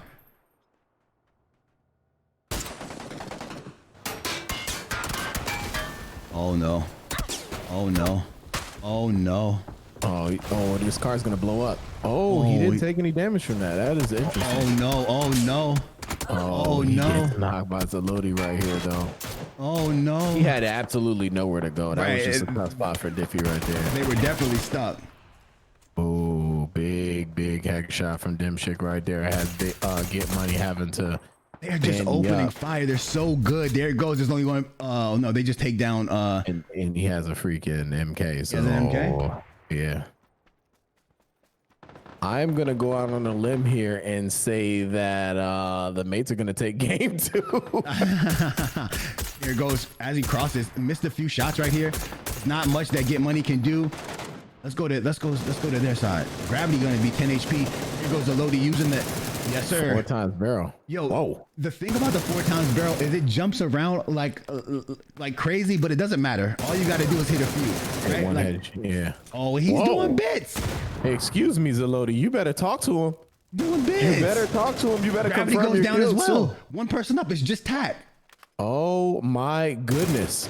They were able to just told me to shut up. The street. Oh, and Tack. Oh my gosh. Tack got 2 of them. The laser. Oh my God. It's 1v1. 1v1. Bazaar's gonna get a res. Chill out. Oh, Tack's gonna switch to this. Imagine these 2 guns. What a play. Imagine having these 2 guns. Tacticals with 10 freaking kills and 18 kills from the mates with a dub. Wait. Tacticals and Zalodi just Zalodi doesn't even get off. credit for those kills. Oh, that was such a great play by him. Excuse me. If you guys don't think that these dudes are pros, and if you guys don't think that these dudes know how to play the game, I need you to watch this replay right here. That's absolutely pop off right there. First off, hats off to Sleeper Shot for the way he played right there, giving Invasion a big boost. 15 kills. And I don't even know where they placed, but 15 kills is big for them. They needed that right there for sure. Definitely. Man, I was just kind of confused about this only because, again, I believe that you should always clear towards the blue first, right? Yeah, you work from the inside out. You make sure that no one's creeping up behind you 100%. Right, and I think RMV saw Beretta and heard the fighting and people down in the valley, turned to the valley a little too early. I believe if they would have cleared Torch first and then came back to this fight, they would have been in a better position. I think that's what cost them in that position right there. See Rashad just on a tear, man. 10 kills right there from him. He matched the Tacticals, who had to catch up right there, right? So he played extremely well. He had them squad wipes earlier in the game. He was just absolutely playing well. Tacticals, man, that's why, man, we talk about it. We always talk about it. Your team has to have one guy who can do it on his own, right? And in this particular case, you need a person that can carry, and the person that can carry is Tacticals. I'm sorry, you want to try that again? No. Okay. All right. Okay. All right. Okay. Okay. All right. Okay. Now that was, man, wow, crazy. Tacticals hit all headies right there too. Like, he was just spamming top of the body and was able to hit all those shots on man. Wow, crazy. Well played by these guys. I wonder what Tyrannical's looking for right there. Was he looking for a better vest?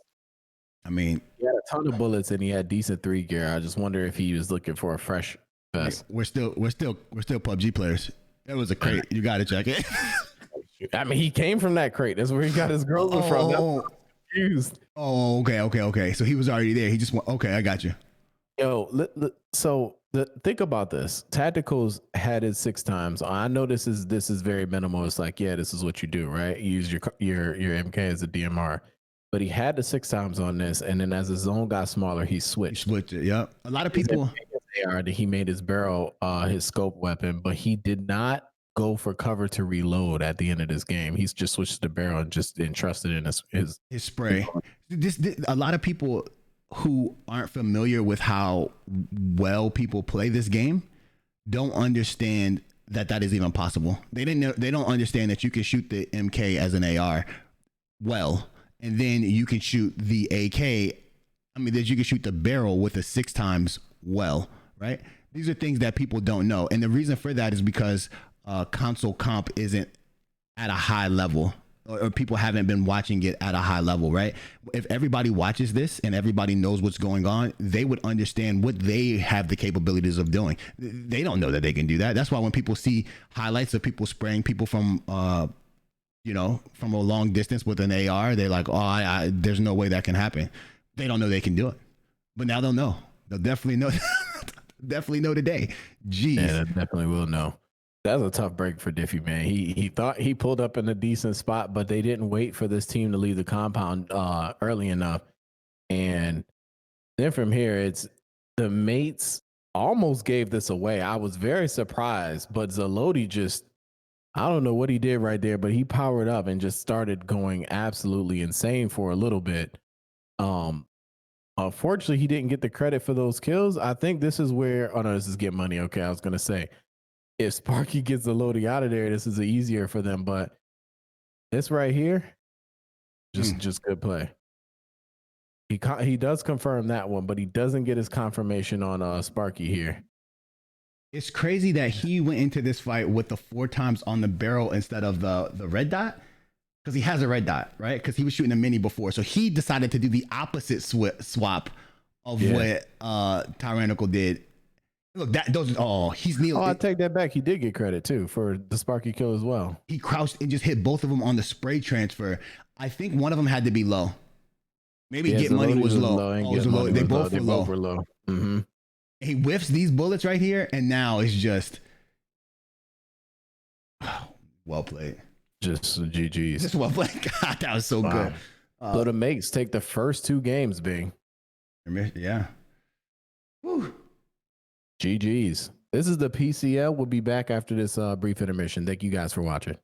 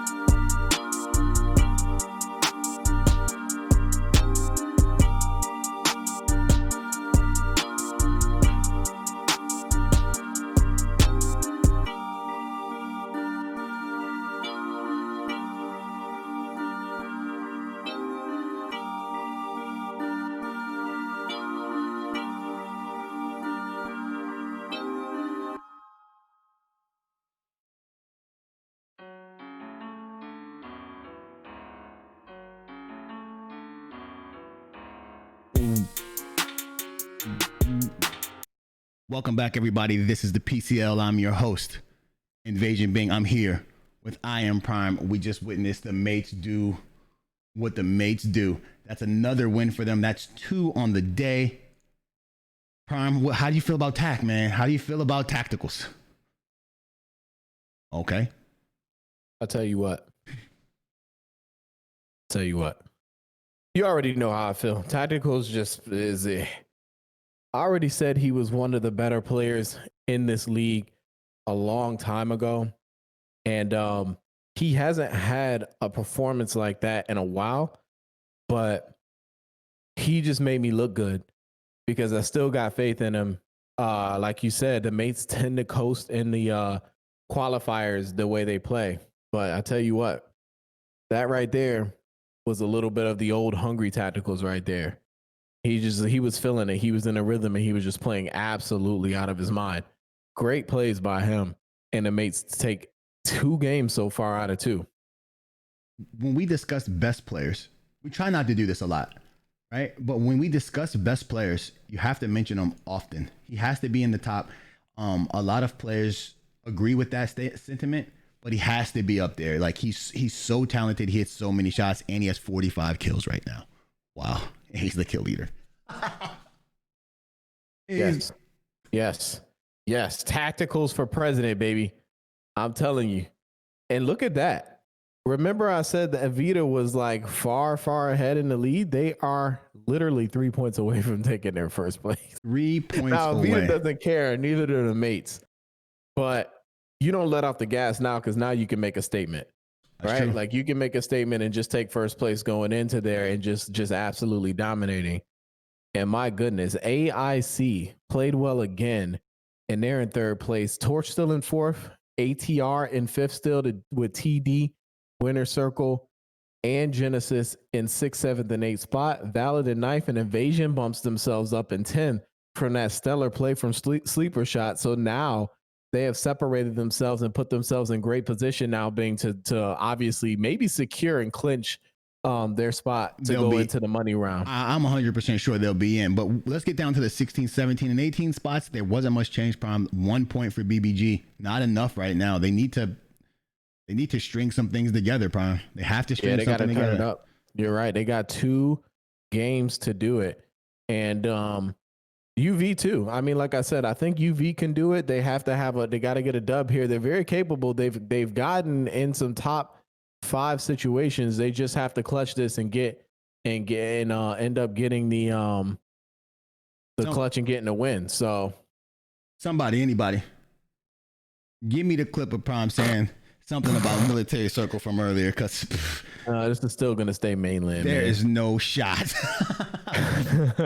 We got 2 teams in Primoris.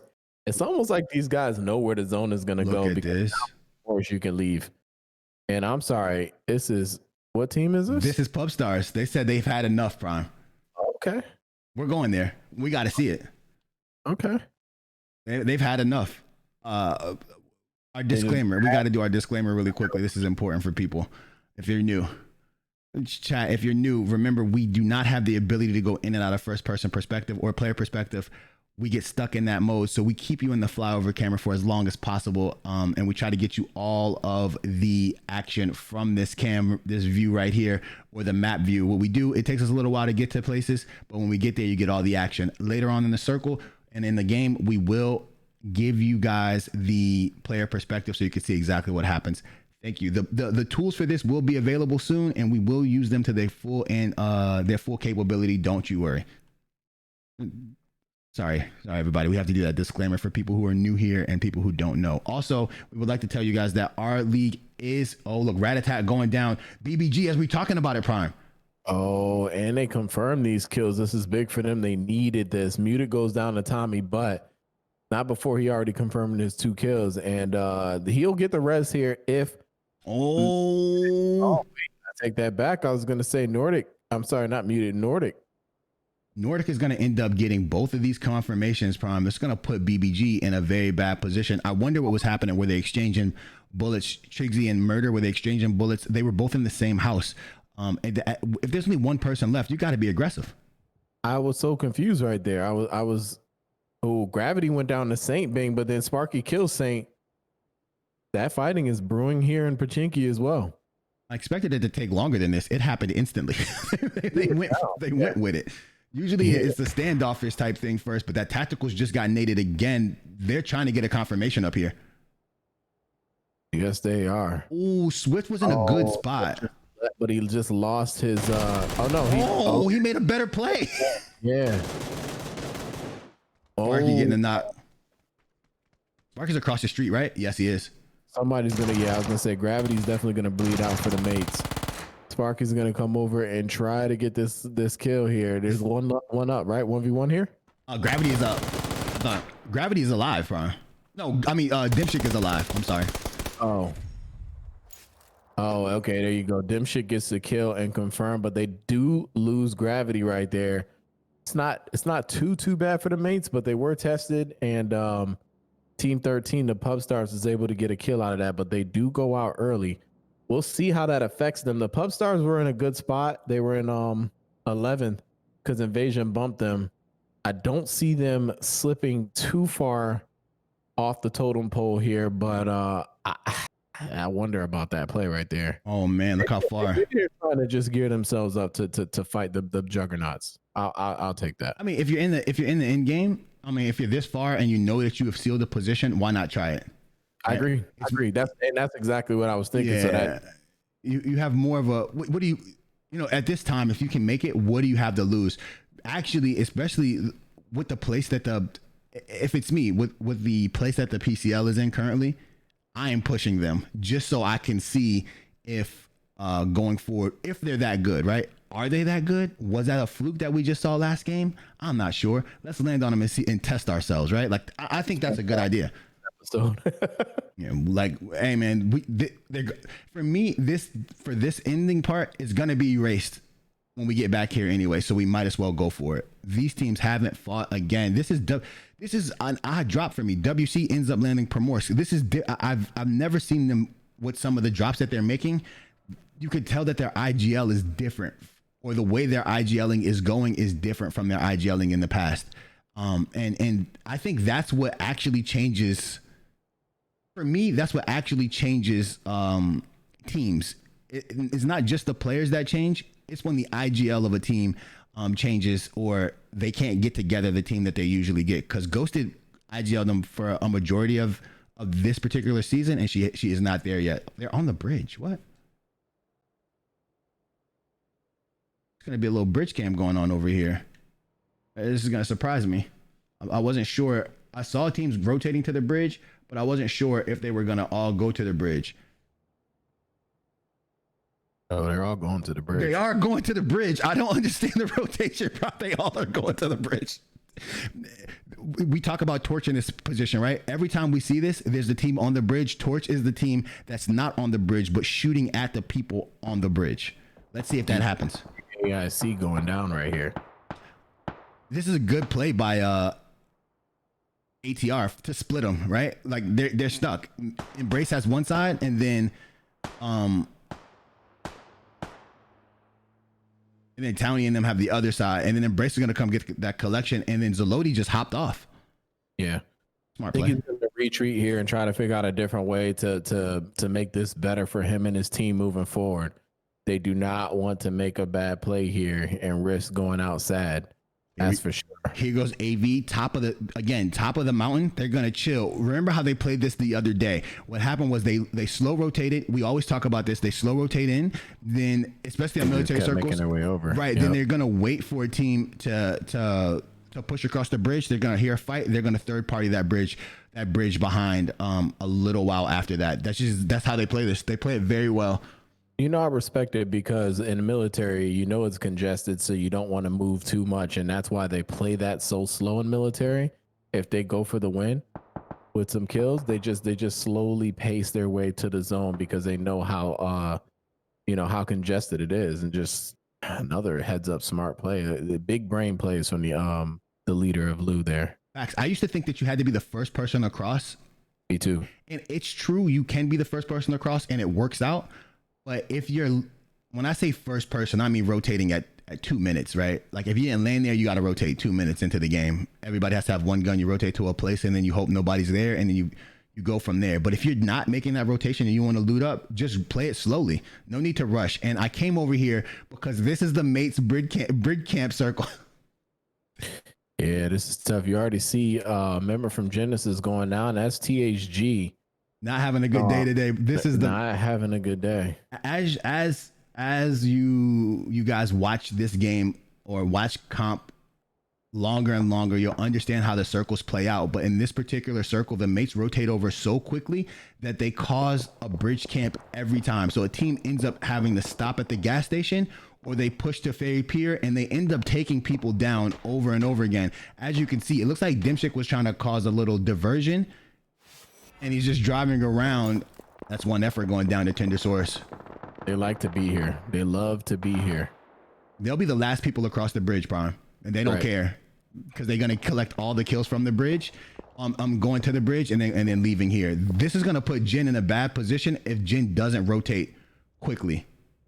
At this point, I think they should maybe think about going towards Ferry Pier.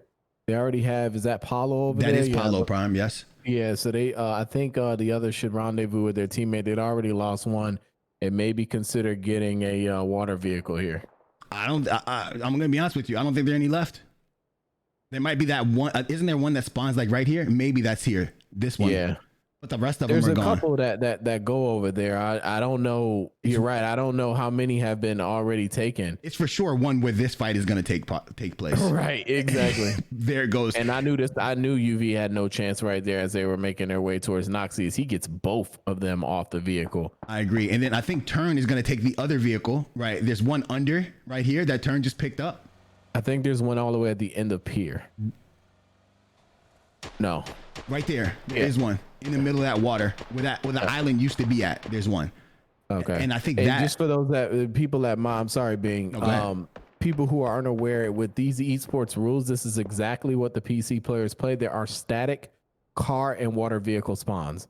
So they know where the vehicles are should they study those notes ahead of time. That is why you see certain rotations being made. Certain rotations are made just because they know where the vehicles are located and they know where they have to be to get to those vehicles. A lot of teams camp the spawns of the vehicles, right? It's just what they do and it works out for them. I'm sorry, am I missing something? I did miss it. Lullaby taking down Turn with the MK Prime. That's what we like to see. Turn, man. God dang it, bro. I love UV so much, man. They just have so many rough times. So many rough times, man. They're such good people and they love the league so much, but man, tough. So good. They'll go back to the drawing board. I think Turntide is very resilient and so is Dirty. I think that they know they may need to kind of look back at the drawing board and figure out where they want to land in rotations, and also maybe try to pick up a few. Need to retool just a little bit. Yeah. Retweak. We want to point out to everybody that there's going to be a change in the way things are done in the PCL. We're adding 2 groups, so it's going to be 32 teams that are going to participate in this event. And there are going to be 2 groups, and there are going to be a lot more chances for people to. Oh, well done by Thirsty. Wow. That's BBG needed that Prime. Oh, they were taken down. And Jin's going to wait over top. But we want to make sure that you guys understand that we are trying to, especially with the backing from PUBG, we want to make sure everybody has an opportunity to participate, and we want to make sure that everybody can get in this. So we're going to cut down the amount of people on each team. Right now there are 8. We're going to take it down to 6 so we can get more competition in here at the same time. Right now we think there are too many teams are stacked too deeply, right? There's a lot of good talent on the bench, and we want to make sure that you guys watching at home can really pick up on that and get in there and see all the talent that the game has for you. There you go. This is Team 12 that we're hovering over right here. Berserker Esports, they have came up short the past 2 games. I expect a bigger game from them right here too. Me too. I think that they're going to be able. This is a tough fight, and they're trapped between 2 of the top teams. It's going to be really tough. Look at this. We have teams still on the bridge. We got some people swimming too. And then we're going to have 2 teams swimming. Wow. I don't know. RSO is going to have to swim too. Am I correct? Yeah. But this is that play that you like right here too. They may just wait. I think they're take too late. a little blue damage and just drive in. I think they're too late. This circle is too far. I would appreciate that play on the opposite bridge. This bridge is Yeah, it's just going to be too far.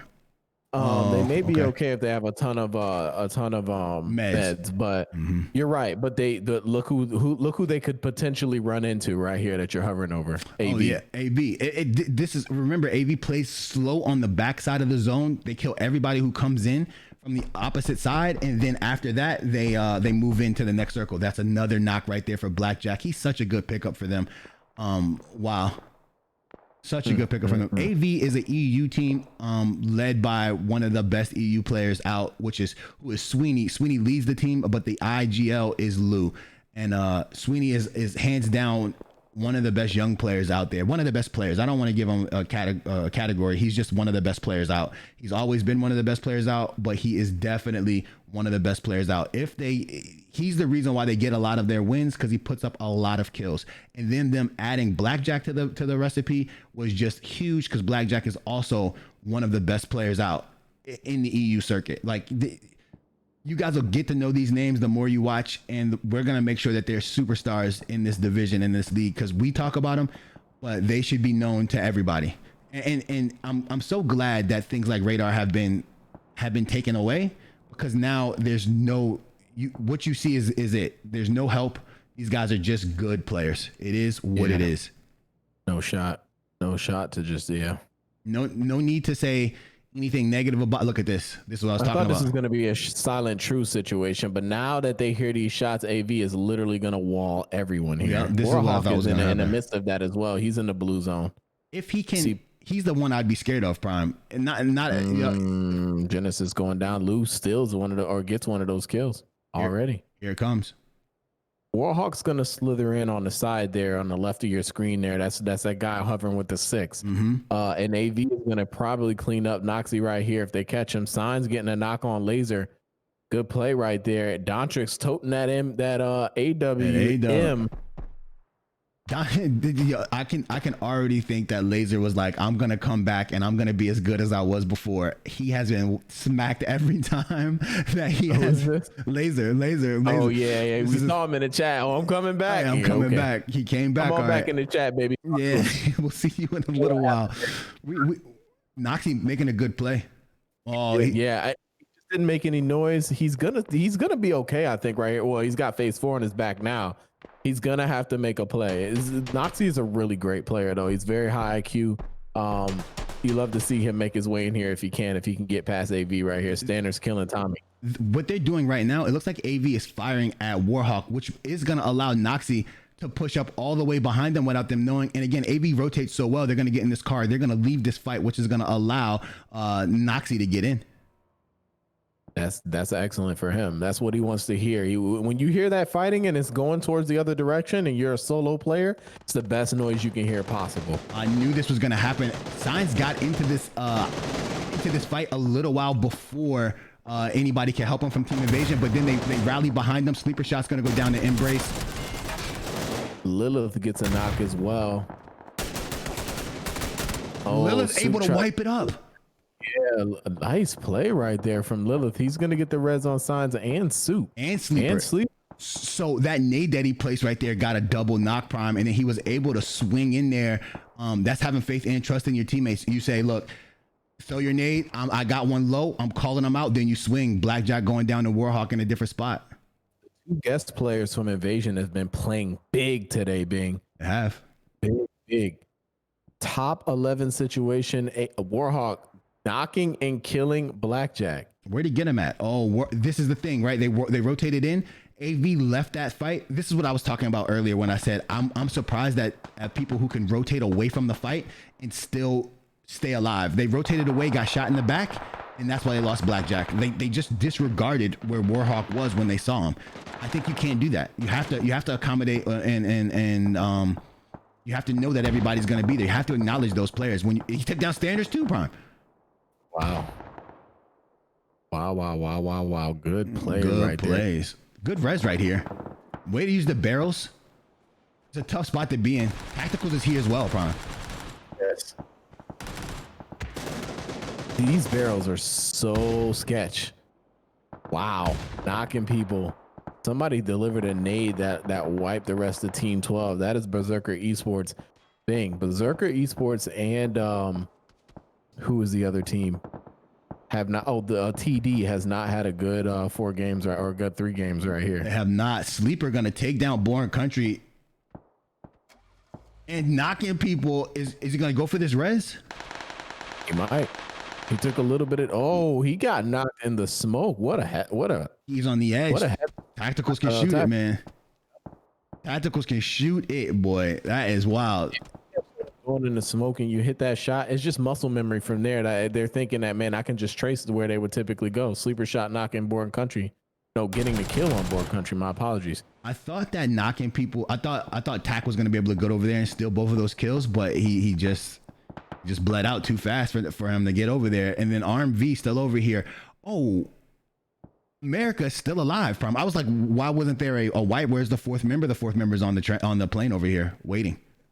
I think he got over to a spot and wanted his teammates to get over there with him, but they got stuck and could not make it over there. Mm-hmm. So Merrick kind of had to play a little bit from remote.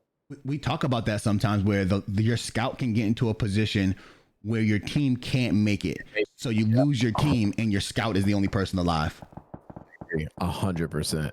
Bing, this is a part of the map that everybody knows too well, right? Invasion's got to make a play right here, though. They have to figure out a way to get out of factory and get into a good spot. They have a ton of teams in front of them.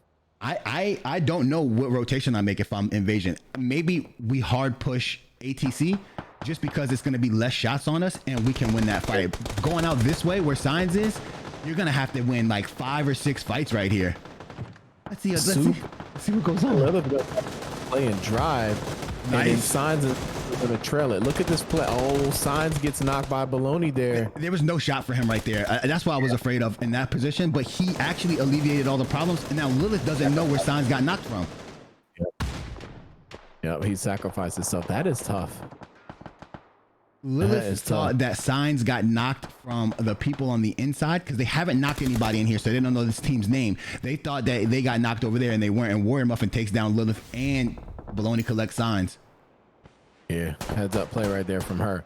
Soup made it, but he is taking a ton of damage right now. Sleeper shot still alive, Gecko but he is not taking damage. They were just in a tough spot, Prime. Yeah, they were. When is Valid Valid doesn't even have to move, so they're just gonna play inside ATC the whole time. This is why I would have personally pushed ATC, because ATC has the like, let's take the one-on-one team-to-team fight. Even though ACC has the cover and we might die going in there, running out in front of everybody is just the toughest. Oh, Sleeper shot saved. I think this is a good play by Sleeper shot as well, getting on the other side, still in the kill and getting. Well, he didn't steal the kill. He confirmed the others, so that gives Beretta his kill, and Sleeper shot makes it over safely. He saved. That saves him completely. This is maybe one player you want up from Invasion. Usually it's a Soup, right? But Sleeper shot played well last game. Let's see if he can work any magic and get them a higher place. Tac still alive over there. I think Tac is the last person alive from his team. He had to rotate out of the barrels. I like the cover from the barrels, but the barrels, man, in the late game situation are not the place you want to be at unless it's phase 9 and you have to be there, you know? I agree. America gets spotted and gets eliminated. So that is it for Red Reapers for this game. See you in game 4. Yep. RMV in full control here. They have all 4 players up, right? Yeah, it gives him he has this whole side over here to work with. Warhawk just took a ton of damage. I'm surprised to see him still trucking. The whole team is still, well, 3 of them are still doing pretty well from the split that they had, Bing. Right. They were able to rotate in together and stay alive, and Warhawk getting those kills on that split, it was excellent. Good play by them. Sleeper shot got spotted and ends up dying. That is it for Invasion. They come in 8th. Warhawk and Noxy gets knocked here. RMV with great plays right there, and AV is very close to steal those kills. They know they're somewhere close. They're looking for them and trying to also get their way in the zone as well. The thing about military is if you don't have the craters in this area, it's a tough spot for you unless you are in a better spot, right? Like unless it's like plains, the zone goes over to plains. That's true. And now they're gonna shoot down in here.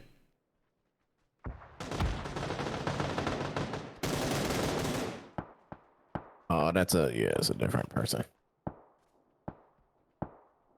And now Warhawk is gonna go down right there. AV is gonna push over and take them down.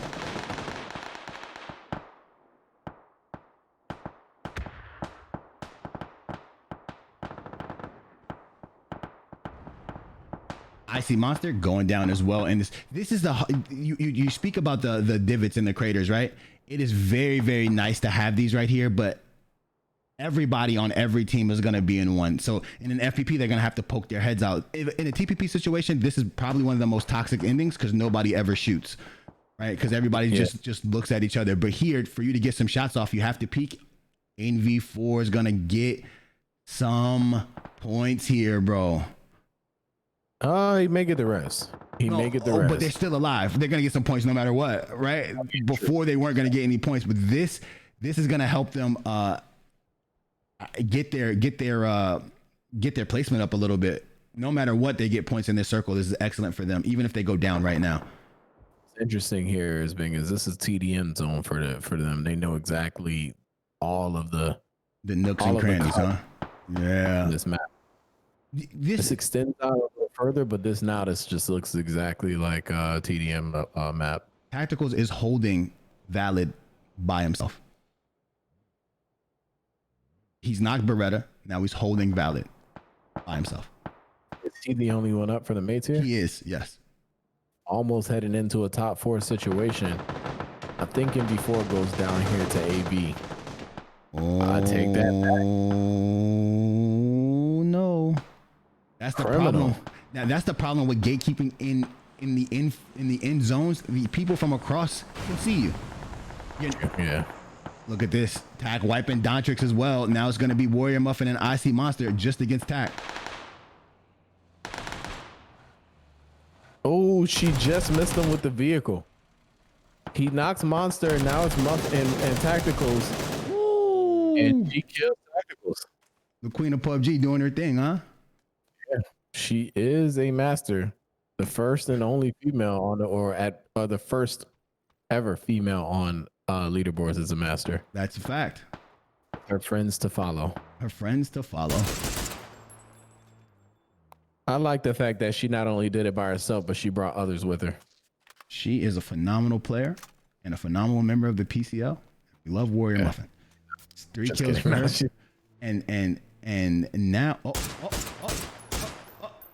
Foxy missing some shots. That 3 times is unforgiving on a DMR. It is very good on an AR, but if you don't have it dialed directly, like if you don't have it dialed in, it's tough, man. It's so tough. Can we see MV4 work some magic and get a dub here? They have the numbers. The only team that has more is Team 14. That's RMB with 3. And then, of course, Warrior Muffin. Not to count her out, she is doing great. She still is in a good position here. She can sneak her way in the zone behind RMB and do some work here. Is RMV going to get a dub here? Like, this is their... we've talked about them a lot. This is a new looking roster. Have they put it together to win a military zone here? Their chance. This is definitely their chance. You talk about it 3 times. How about that 2 guy's times? Wow. Wait, they haven't killed anybody, Prime. They haven't killed many people, and I think they've killed them from a distance. I'm wondering why they don't have scopes. That's what my question is. Oh, man. I had this guy low, and he had her low, so she's going to recollect here. But she did get a knock earlier. Good shots from her. And they were... Stole the crib. One of them was able to die right there, right? Somebody died to RMV? So now they know where Muffin is, and she's got a lot of work to put in, and she's going to try to win this game. But I think she's going to be okay with just taking second place unless she just goes absolutely insane right here. Warrior Muffin wants at least one of these kills, Prime. Oh, 100%. 100%. She's not just going to... Yeah, 100%. Here it comes. She's gonna wait and listen to the push. And if she can isolate any of these players like this one right here, she's not gonna get this. She's spotted. He spots her. Good shots right there. She does some damage, but not enough. Work mode gets the best of her, but good try. She did not have a vest towards the end, so that was tough. but what a play. RMV taking game number 3, replay action right at you. Bing, tell us what you saw here. So I'm going to be honest. I like the rotation for tacticals outside of the barrels. That's my first thing that I want to point out. He was able to stay alive, and because he rotated out of there, he knew and he saw that things were going to get heated from over there because WC had rotated in from that other side. I like the fact that Evita right here, Sweeney pushed over and was aggressive because he knew there was only 3 members up, and then they had knocked Foxy already, and Tendersaurus had also went down. Now, I mean, Noxy, I apologize. And on this side, I think the only thing that Evita did that was wrong in this situation, they had the gatekeep, but when you gatekeep from the center circle or a circle like this, the team from across has the angles on you. That's why Evita died right here. One of them lost the fight to a member of NV4, but then Warrior Muffin was able to get a scab because, as you can see, the smokes and everything like that, like we always say, smokes help you, but they also draw all the attention from everybody else to you as a person, right? So there wasn't much that Evita could do right there. They did the best that they could. I like the fact that MV4 was able to push up, still playing with confidence, even though they haven't had the best of games. So they push up, get their kills, and then they go down. But they did do a very good job of moving through this. Now RMV, they did. RMV gets knocked prime. They don't panic. They get the res. They're over there by themselves. Work mode's calling out everybody. Now this is how we've come to realize this is how games end. If everybody's fighting in front of you and you ended up getting the side of the circle and you're all by yourself, you can definitely win that circle. You usually win. That's the team that usually wins. In this case, it's RMV. Nobody's putting pressure on them. They're just shooting DMR shots across the map. They even low scopes, right? They have 3 times and a 2 times on 2 of their DMRs, but they're still able to make some things happen from their point of view. And I think Valid is in a good spot to win if they're not up against Tacticals on the 1-on-4. He takes down 3 of their team members and leaves Warrior Muffin up by themselves. He takes down Beretta earlier, takes down Dontrix on the cross, ends up taking out Monster right here. Warrior Muffin tries to get a run over. She's not able to do that as Tacticals gets the confirmation. Then he knocks someone in a smoke, and now he instantly he dies right here to Warrior Muffin taking her good shots. Man, he's such a good player, drop bro. hurt him. Yeah, that drop hurt him. I agree. Big shout out to MV4 too. I thought that they were actually in a rough position to push AV right there, but they definitely proved me wrong right there. And are we gonna see a lead change here? Because the mate stayed alive longer than AV. I don't know what the kill differential was there, but once we get these scores refreshed, did the mates take over first place right here? Remember, they were like 17th at one point too. They were like 7. We always talk about it, man. One game changes it all. One game, one good day, and these guys string together really good games. The mates have been stringing together really good games. And we always say that they sometimes coast through things, but when they turn it on, they turn it on. I'm excited to see how the money round goes down, just because of how good teams like the mates are and the teams that turn it on, you know? Yeah, 100%. RMV was in full control right here, and without Mushu too. He was doing they continued on, got in the best spots right here, held their position, and obviously they got some help from the zone right here. I wonder if Warrior Muffin actually doesn't shoot cross and sneaks up behind RMV, if she has a better chance right here. I see. She should have left him alive, but I think she just wanted one kill. She knew that there was going to be 4 up. She saw that kill and they just said she just wanted one kill. So you take what you can get if you don't think you can win that 1v3, and you just let it go right here. I guess that's a good play by her. She still got him second place, and it still worked out in her favor. So her team does move up. I guess if this was money round, you try to get this win right here. But if not, you know, you're fine with where you're at. So RMV taking game 3. The mates take 2 out of the 3. Well played by everybody. We have our 4th and final game coming up after a brief intermission, but you guys are watching the PUBG Console League. Well played, GG's. Stick around for the fourth match. Thank you guys for watching.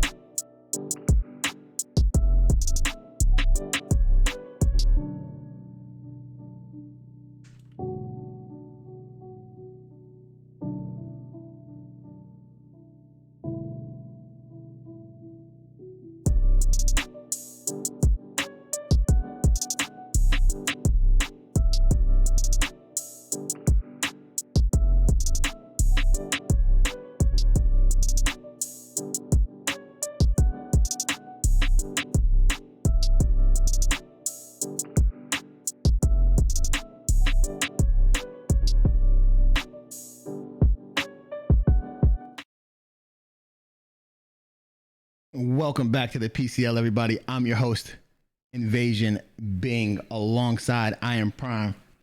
Welcome back. This is the FPP qualifier. This is the final round, the final game of the qualifiers. Prime, what did you see? What do you expect? Will there be a change? Will a team sneak in right now? And who will win this game? Good question. I'm not going to go down the line like I typically did. We did see a leader shift, though. The mates are up 1 point to AV. They are now the first place team, with all the other teams pretty much staying where they are at. I will say that Invasion bumped up to 9th place. I don't know if they were, no, they were in 9th already. But BBG needs a big game right here. They're down 13 points. If they want any hope into extending their play in season 8, they need to get a high kill game with a win to completely solidify their spot. Euro is holding on by the hair on their chinny chin chin. So we will see how that plays out. Did you see that, Prime? That means you're NV4 with those. Remember, they were in 16th. So NV4 took over the spot of Euro, and now Euro is almost on the outside looking in. But that would mean BBG is going to have to do some work, man. They haven't had a game that has put them in the position for us to believe that they can overcome this deficit. I haven't seen it yet, right? Like we typically see some glimpses of something happening, but right now I haven't seen that from them. Do you believe that they can do it? I don't know. They've had a ton of tough breaks lately. Whether if you want to call it getting PUBG'd or whatever, I think they're kind of the beholders of their own fate. I think their late rotations and things like that have put them out of position. You see Signs getting a knock and a confirmation already. Good play from him. That is just rough. Did you see who that was? That was Lobster from let me go to it really quick. Oh, that was Lobster. That was Lobster from One Effort dropping right here on Sans. So Sans is gonna have a 1v1 right here. He doesn't know. I don't know if he knows that somebody else is in his compound. He's gonna just be all alone. If he gets pushed up on, he might be in trouble. I just want to make sure everybody know that not only did I say that there was going to be a milli zone, there are 2 milli zones. So you said 2 milli zones too. I don't know if you remember that. I did say that. I thought I did. Looks like I owe you $1 now. That is insane. But good try. Just like that guy in the chat. Good try from him. But we are moving forward. Another milli zone, and a lot of these players are cringing right now. Right. Especially PUBG, because they don't want to have to take the task of having to make this rotation, right? Yeah, Morphine gets ran over right here. I mean, Morphine gets a run over. America just holding out over here. NV4, middle of the zone. Nobody ever predicts 2 military zones back to back, so they don't land military the second time. It's just percentage-wise, it doesn't work well for them. But the team who's always in a good space when military happens? Avita. Avita's is going to cross this water. Again, nobody over there. They're going to have free reign on their side. And then they're going to push. In this circle, they're going to go, watch this. They're going to go water, then to the right. Then they're going to be somewhere over here, and then they're going to shoot people on this side. But they're not going to overextend, so they can't get shot from this compound and from this place over here. It's just what happens. I want to see if Invasion is going to come over here and help out. Doncic's taking down Turn. Turn going to be taken out of this game. I would Turn now. With Turn needs or Unvaulted. Again, just plagued with some rough plays. Yeah, here comes Invasion right now. Sleeper Shot making his way over.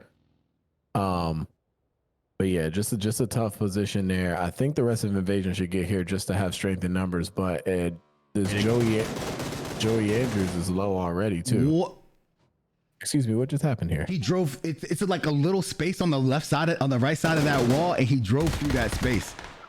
Oh my goodness. Sleeper Shot is gonna have to go upstairs into the top of the attic. It's the worst spot to go in, but he needs some help. He came down to help Signs, and then Signs takes down Lucas, and that helped him out. Hey, right there from Signs. Joey Andrews have to lick his wounds as well. Looks like Bob and Joey Andrews is a tough spot here. Sleeper Shot gets the confirmation. The rest of Invasion, if they can get here, they can wipe this up. Joey Andrews is literally a breath away from dying. I didn't know. I was wondering if he had meds, and clearly he does. Nate going in. Wait. Yeah, Nate going in. Bob has jumped out of the building. Signs is a really smart player. He's so good, bro. He's so good at the game. Like those. Signs, and I don't think that he's gonna. Oh, sleeper shot caught. And here comes right here. Here comes Soup. Signs is gonna catch him. Gets an insta laser on Bob, and now Joey Andrews is gonna be lucky if he makes it out with one knock here. He's gonna leave the house. Comes right around. Signs gets the confirmation. Sleeper shot now has him on the corner here, taking shots, and then yep, there's a finish right there. Good play. Soup got knocked there on Joey Andrews, but the cleanup and the save, Invasion gets the squad wipe. That is it for. That was one effort. Right. This is I want to point out something about that particular play that they did right there. That's trusting your teammates that I probably told them, look, there's one push in your building, stay in the building, don't peek. I'm gonna laser him from behind. I get the knock, then you push out. Don't overdo it. You don't have to win this by yourself. We can do it together. Gravity's gonna get ran over by Thing, but he jumped out of the car, Prime. He ran him over, tried to get the confirmation. The car didn't stop. He jumped out. He hurt himself. Tough break for him. Instant confirm. How would they need it? I thought that they were going to be playing at a higher level with the continued momentum. Looks like Baloney gets a knock and a kill on Tommy with a shotgun, and that is the rest of RSO. So that's it. Where'd that happen at? Oh, that happened up in Severny. Yep. Again, you see the WC. You see the mate bridge camp come. It's a little late, but it happened, and they got a kill from this.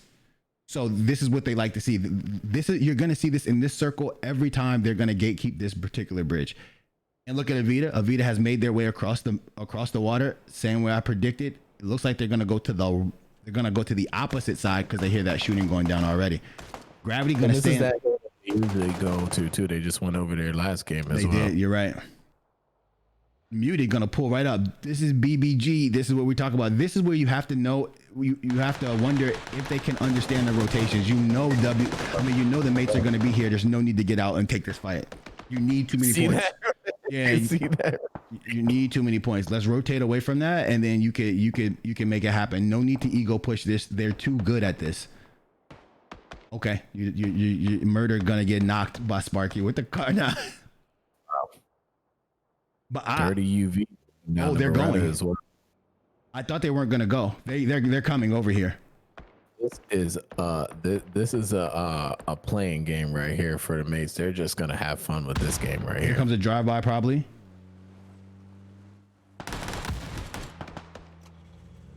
Treggs is gonna try to get out of here.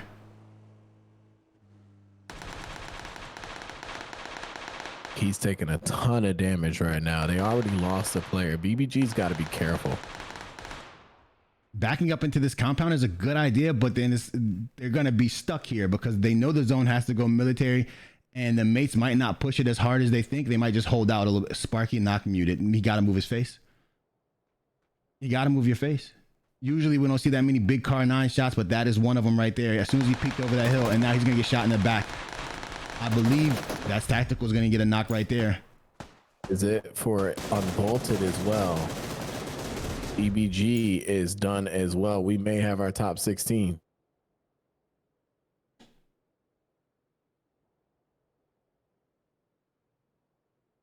Now we're going to rotate.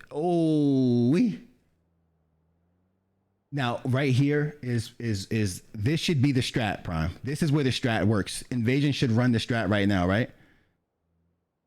They should stay in the blue. They should wait until the mates cross the bridge, and then they should cross the bridge later. This is the best time to run it. It'll work perfectly for them. Hard shift, right? Heavy south shift right here. This is where this compound where the pier is at the south part of the island could play off well as well. I am looking for a circle to end on the pier. Last place. The fight happens right there on that pier right there. That would be I would go crazy. That would be my favorite circle ever. Pier fight at the end. That would be it. you know, we haven't seen. We saw like a glimpse of a Nova finish before, right? But we haven't seen an actual Nova finish in a long time. A Novo finish in a long time. Sweeney goes down. Standards goes down. Where's that happening at? Right here. I think we might be able to get the camera over there. They got those confirms. They must not have known. They drove over there unknowingly and then got taken down. And Jin as well gets taken down by Torch in this compound back here. Man, wow. I really like this. I really like this, Prime. I really like the pier being back there and this compound being right here. I think they also added a lot of trees back here. Maybe I haven't been here in a long time, but it used to be. This was in the update before. They added the trees. I forget which update, but it was a few updates ago. But we called it that it was going to be a better rotation for people who make that and want to get to that compound. And then with the pier, they really made it okay for them. Right. I like how robust they're making military. Military was a good island, but a lot of people could just focus a few buildings and they were able to control the whole military, right? And now there's a lot of places for you to go and there are a lot of ways for you to do these things. I respect that. Man, you gotta give some. What we don't do enough is give credit to the devs when they do something correctly. And these guys, I feel like are starting to hit on all cylinders. They've been adding things to the games that have been really making the game a bit better. Slowly but surely, we're getting there. Wait until the frames uncap, and then wait until we can. Oh man, wait until disconnections stop completely. I don't know when that's gonna happen, but if disconnections ever stop completely, this game will be way better than any other game possible. It's already better, but it'll be way better, right? Like, and that's what I'm looking forward to. That's gonna be amazing. Mm-hmm. WC trying to make their infiltration push right here on Berserker Esports, and Lilith's gonna go down to Gravity here. AV is down to what? 2 players now? AV is down to 2 players. Yes, they did. They're gonna advance to the money round with in second place. It seems to me that Invasion did the strat, but they just kept driving straight. I'm confused. You can't keep driving straight after you leave the bridge. You got to make a right or a left. It's important. Signs made it all the way over here. He ends up getting taken. Like, he took so much damage, but you got him. Morphine coming over here too. Morphine might hop out on Beast. Listen, I'll tell you what. Right. You know exactly what I'm gonna say. Warhawk going down to Space Havoc, and Warhawk is gone. I think these players have had enough of being made a meme. Gravy takes down Tender Stars. At a point in time, Bing, I have a question for you. Do you say, all right, I need you to back up your play now because people are getting mad and now they're all targeting you? Well, if you're on that team, I mean, it just depends on how serious you take it, right? But think about this. If it was my team, I tell my team straight up, if we are fighting Warhawk and his team, he kills no one. Right? I don't care. He kills. If he knocks someone, we focus him. He has to die because you're not gonna make. Right? At the end of the day, it's like a business decision for your team. You're not gonna make my team look bad on social media, because if you do, then it lessens the impact of my team. Right? Like, that's just how it goes down. So if you're right, if you are on WC, you have to let him be himself because that's when he plays his best. But if he continues to make a mockery of individuals, they're gonna have to, take it personally. I'm excited about teams taking it personally, right? And as we say, there are gonna be larger organizations joining the PCL, especially after the prize pool changes, and there are some large sponsors who back us. Whenever that happens, when that stuff happens, there's gonna be a change in how things are done. What you don't want to do is you don't want to be in a situation where your reputation is ruined because a person outclasses you once or twice, but making a whole video of me, there's no shot. Like, now I have to myself come together with a larger video about us, how like as a unit, about how we kill you multiple times in a row. Signs over here by himself. County pushes over here. I think he's looking at somebody else. Warrior Muffin has died to the play zone. I don't even know. I've never been to the pier before, Prime, so I don't know where Signs is. No shot. He is up against a pillar in the water. What a play. Is he the last one up for evasion right there? No. But he took the drive and he went straight through. And the two other, Lilith is the only person who has died for invasion so far. This guy's he's got the total package. I see now. I see where the rest of invasion is. There's no way he can make it back to them either. No, right? He can't. So he's got a one-man squad, but this may work well for invasion because if he hides the entire time and he scalps some kills, that's gonna help them. I mean, they're already in, right? But it's just gonna be a good play for him and the team moving forward to carry some momentum in. Torch has got the compound most people want. Oh, this is what I was looking over here for, right? So right here, it looks like Townie goes down to Euro, and that takes all the pressure off of Signs because they're not going to know anything about him. And then Hayes goes down to Looted, and I was wondering if this team was going to be able to push up and then be able to take over this stuff over here, but it looks like that's not going to happen right now. Hayes got knocked from afar quickly by Lou. We know Lou can shoot it, and he's proving his point right here. Oh, they're just jumping on the entire board right here. They're just jumping over Signs with no clue. The mates are up here. Signs is big chilling right now. Yep. He's put his controller down. He's not gonna move unless he has to. I mean, he's gonna have to when the Zos come in, but he's gonna take his time. Signs gets laser down right here though, and gets the confirmation. Looted's now gonna come over here and try to find out where all of this noise came from. This may be the end of Signs, but at least he gets a kill. Yeah, Polly catches him and ends up getting a kill. They both had to jump on him right there because he was gonna. Yeah, wow, well done. Well done right there by Signs, and well done by Euro to fish him out and to, oh, look at this. What I was wondering. This is what I was wondering gonna happen. This is AIC, right? AIC pushing up from behind. How do you make this play if you're AIC? Oh, you see the damage going down. Did you push this and try to wrap this up quickly? I think that was too early, to be honest. This is that situation that I get upset at when I play with teams where, all right, Bazaar had the shots, but the rest of his team wasn't in a position to help him. And since he didn't get a knock and he spread his damage out, that gave up our position and he didn't actually do anything, right? Good point. So now they're just going to heal, and now it's an actual 3-on-3. So you gave up our advantage. We have no advantage now. Gravity ends up taking out RMV right there, but Tax was knocked, and now we have to play different. Yeah, you got to play more passive versus where you could have easily got the wipe here quickly. Gecko took major damage. Gecko's gonna die here. D-Bish had to cover well, and then he took a ton of damage running over. You're absolutely right. Now Bazaar gets a knock on Polly. This still may work out for them. Work out for him, yeah. Last one up. Oh, good save right there. How soon he's gonna get over there, but Bazaar gets stolen by Diffie. And then get money, set himself on fire somewhere. It thirsted himself. Oh yeah, he's right there to your right of your screen. Oh, he did that on purpose. Was getting picked on by M over there. Yeah, he did that on purpose. Now this is what we definitely talk about this Prime where Torch is in a good spot, and then Diffie doing what Diffie does, taking down people from afar with that DMR. Well done. He heard the shooting. I wonder if he 6 times maybe. It's a Diffie thing, so probably 6 times, 8 times, able to perform right there in the distance.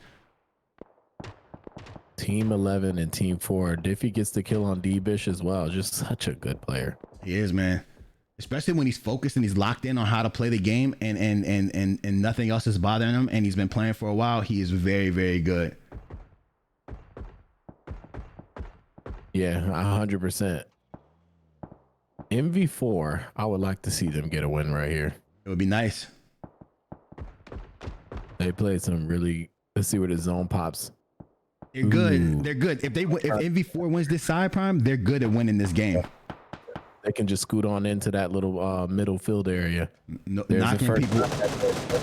Criminal. They both are gonna leave. They might be able to get this res on. I think this is a money rotation by this team, and then Gravity takes down a member of MV4, Minru. Invasion's gonna slowly push in here. They pinched in a little bit more, just to kind of give themselves a buffer. Sparky now knocking Kimbo. Wait, oh. It's a 3-team fight. Man, things are blowing up. It's loud over Whoa. here. Oh. Okay. And an invasion will come in and probably clean this up if they can get over there quick enough, right? I would go planes and then wait planes. Okay. I would go planes. If I can get a DMR shot on planes, I could get there and then I'd be okay, right? But I'm not pushing this fight, especially because I don't know where everybody's at. Like, well, yeah, right there, and you saw them clean up. You do not want to put yourself in a third party position. Looks like Team 10 is rotating right. That's the other two members of Avita as they leave the plane area. There's one guy over there for Valid. Or maybe a stat position. I'm not sure. That's Beretta. They're gonna try to move out of there as well. And then we have some fighting going down here. That's still a fight between Torch and ATR. It looks like Avita's gonna come and say hello. Man, Q Adele without the DMCA. You feel me? Tiffy is on a tear and he got Blackjack out of the vehicle. Sleeper shot caught Beretta and killed him. Sleeper shot is still on the tear. Hayes knocking Diffie. They're still over there. I wanted to see how close this happened right here. But now you can see that Blackjack's gonna bleed out. Diffie's gonna go down, and then Hayes is gonna be right here on the edge. Oh, this is gonna be a long fight, Prime. They're on the edge of blue. I thought the blue was gonna come in and push them out, and that's not what's happening right now. They're on the edge of blue. I was gonna say, I think Diffie's in a position to get his res. We saw a car explosion kill. That's crazy. It's been 1,900 hours since we've seen one of those. Wow, crazy. He must not have got out the car because he knew there was nowhere for him to go, and he just let it ride. Man, you don't know when the car is gonna blow up except for the fire. You don't know exactly when, so maybe he was trying to get out and then he ended up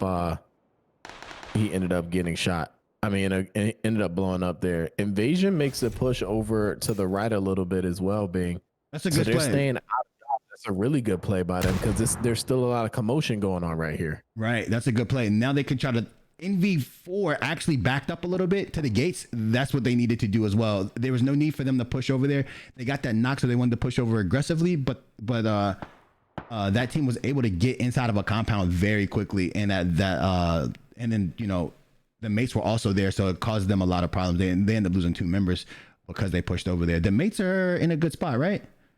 Great spot, and it's a great spot for Berserker Esports. To gatekeep Berserker Esports, which is tough because they're now getting in gear and they need to make a push out like they're trying to do right now. Exactly. That's exactly right. They have to they again. I think they're safe as well. Berserker Esports is 14th. So they're going to be relatively safe. They were 8 points ahead of Nova and 11 points ahead of Euro, but they still want to, like I said, you want to close out this week strong so you can give yourself momentum going forward.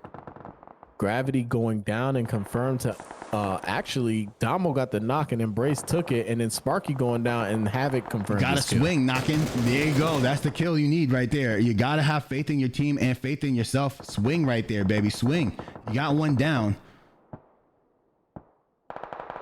Tactical is going to be the last one up for that team. Prime, good calls over here. Embrace getting knocked.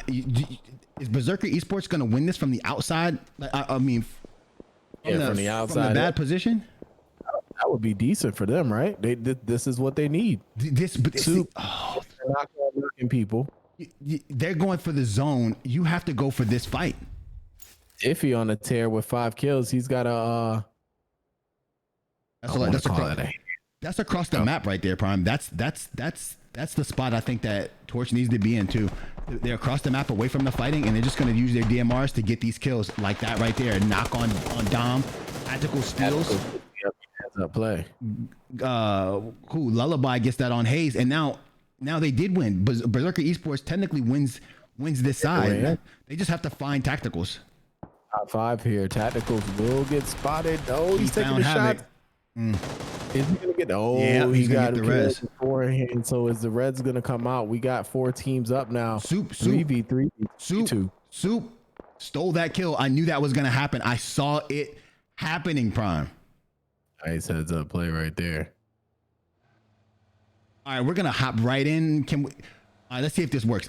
We don't know if this works. We're gonna keep this on him. We're gonna jump right in. Okay, great. We're on Ignite now. Ignite just trying to use his mini. Prime, I don't know. Where's my prediction? Don't know either. Who are you going for? I wanted. Come on, man. I mean, okay. Reasonably, without non-bias. Have faith in them. If they rotate left, I think they'll win. Get right to that rubble there. They're in the best spot. Oh yes. Oh, Nation pushes down. He gets not. He's taking fire from Torch. Torch put themselves in this spot right here in order to use their DMRs like we discussed before. Oh my goodness. Oh, Torch. Damo is on a tear with this bolt action rifle too. Okay, now, what is Team 11 gonna do here? I like where Invasion is. This particular spot is gonna get them second place at the least because it has so much cover, right? Like you have to be able to, you have to give up too much, and this team without the cover is definitely gonna die right here when they have to walk out of here.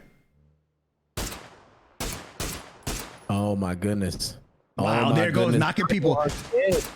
Damo again. Can you please get the cam on this man? I can't find him. I got him. All right, look, Damo is not your typical go crazy type of individual. He likes to lay prone. He's methodical. He's the IGL. But right now, he's telling everybody, move your face. I love it, Dom. Let's go, baby. Oh my goodness. Oh my goodness. So Soup has to get a knock right here on somebody. If he's able to get a knock, I don't know. Ignite looking at. He's looking for Soup because I think Soup was able to get some shots there. Now this is going to be the problem for Invasion right here. They have to cross that street, right? There are not enough smokes in the world to cross the street 1v1, one team versus one team. I don't care. I agree. That's why I wanted them to make their way over a little sooner than later. You could see this is tyrannical for those at home watching with the hashtag unknown. This is a really good pull up by him because now they get to hold Team 11 in the house. This is the Red Reapers right here, guys.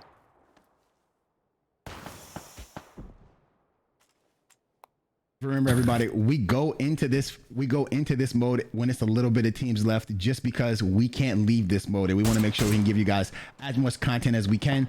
But this is how it's going to be going forward. We're going to be able to hop in and out of this mode sometime late October, and we cannot wait. But you're right, Prime. Ignite's in a tough spot. Yeah, he is. One thing that's going to help Invasion get across the street here, maybe, is Damo doesn't have a DMR. Right, he's going to miss a shot. But if he does have an angle on them, and he took that angle away from Invasion, that's where I wanted to see Invasion go. They do have a car. I don't know how they're going to play this. I would smoke car it to Diffie. Okay. That's what I would do. Smoke, hop in the car, drive straight to Diffie. There's no way I walk across this street. They're trying it right here. I think they're trying. Somebody taught these guys how to play the game.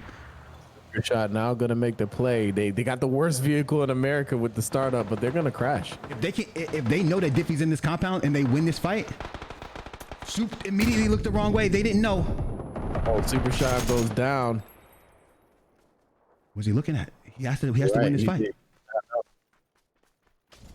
Molly goes out. Oh, he whiffs. Oh, he whiffs. Oh, and there is the W from Torch.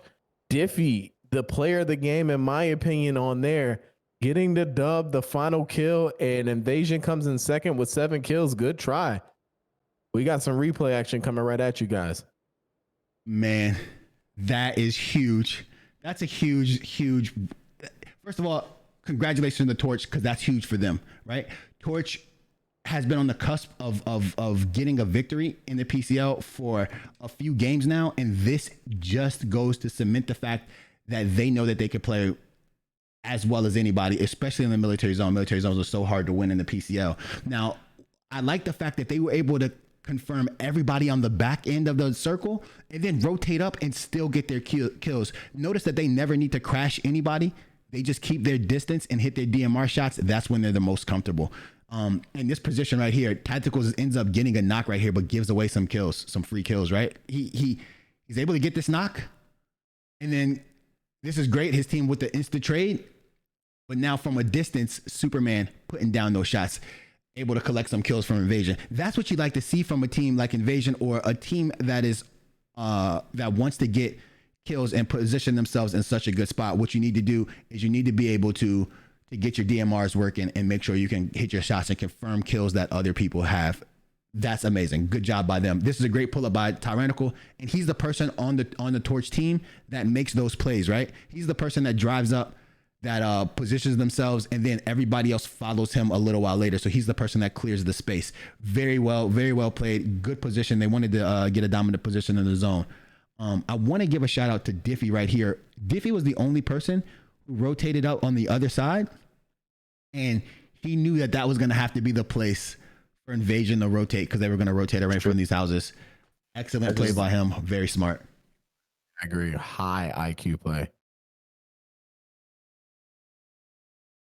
And then when this is a really good game, and that was 118 damage from that headshot right there. Man, tough.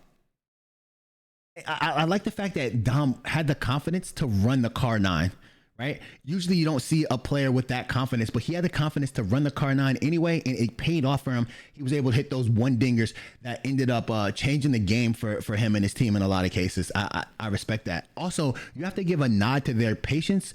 They didn't push to the pier to get any kills. They stayed in their compound. They pushed out a little bit when the circle closed in, and then they were able to collect their kills.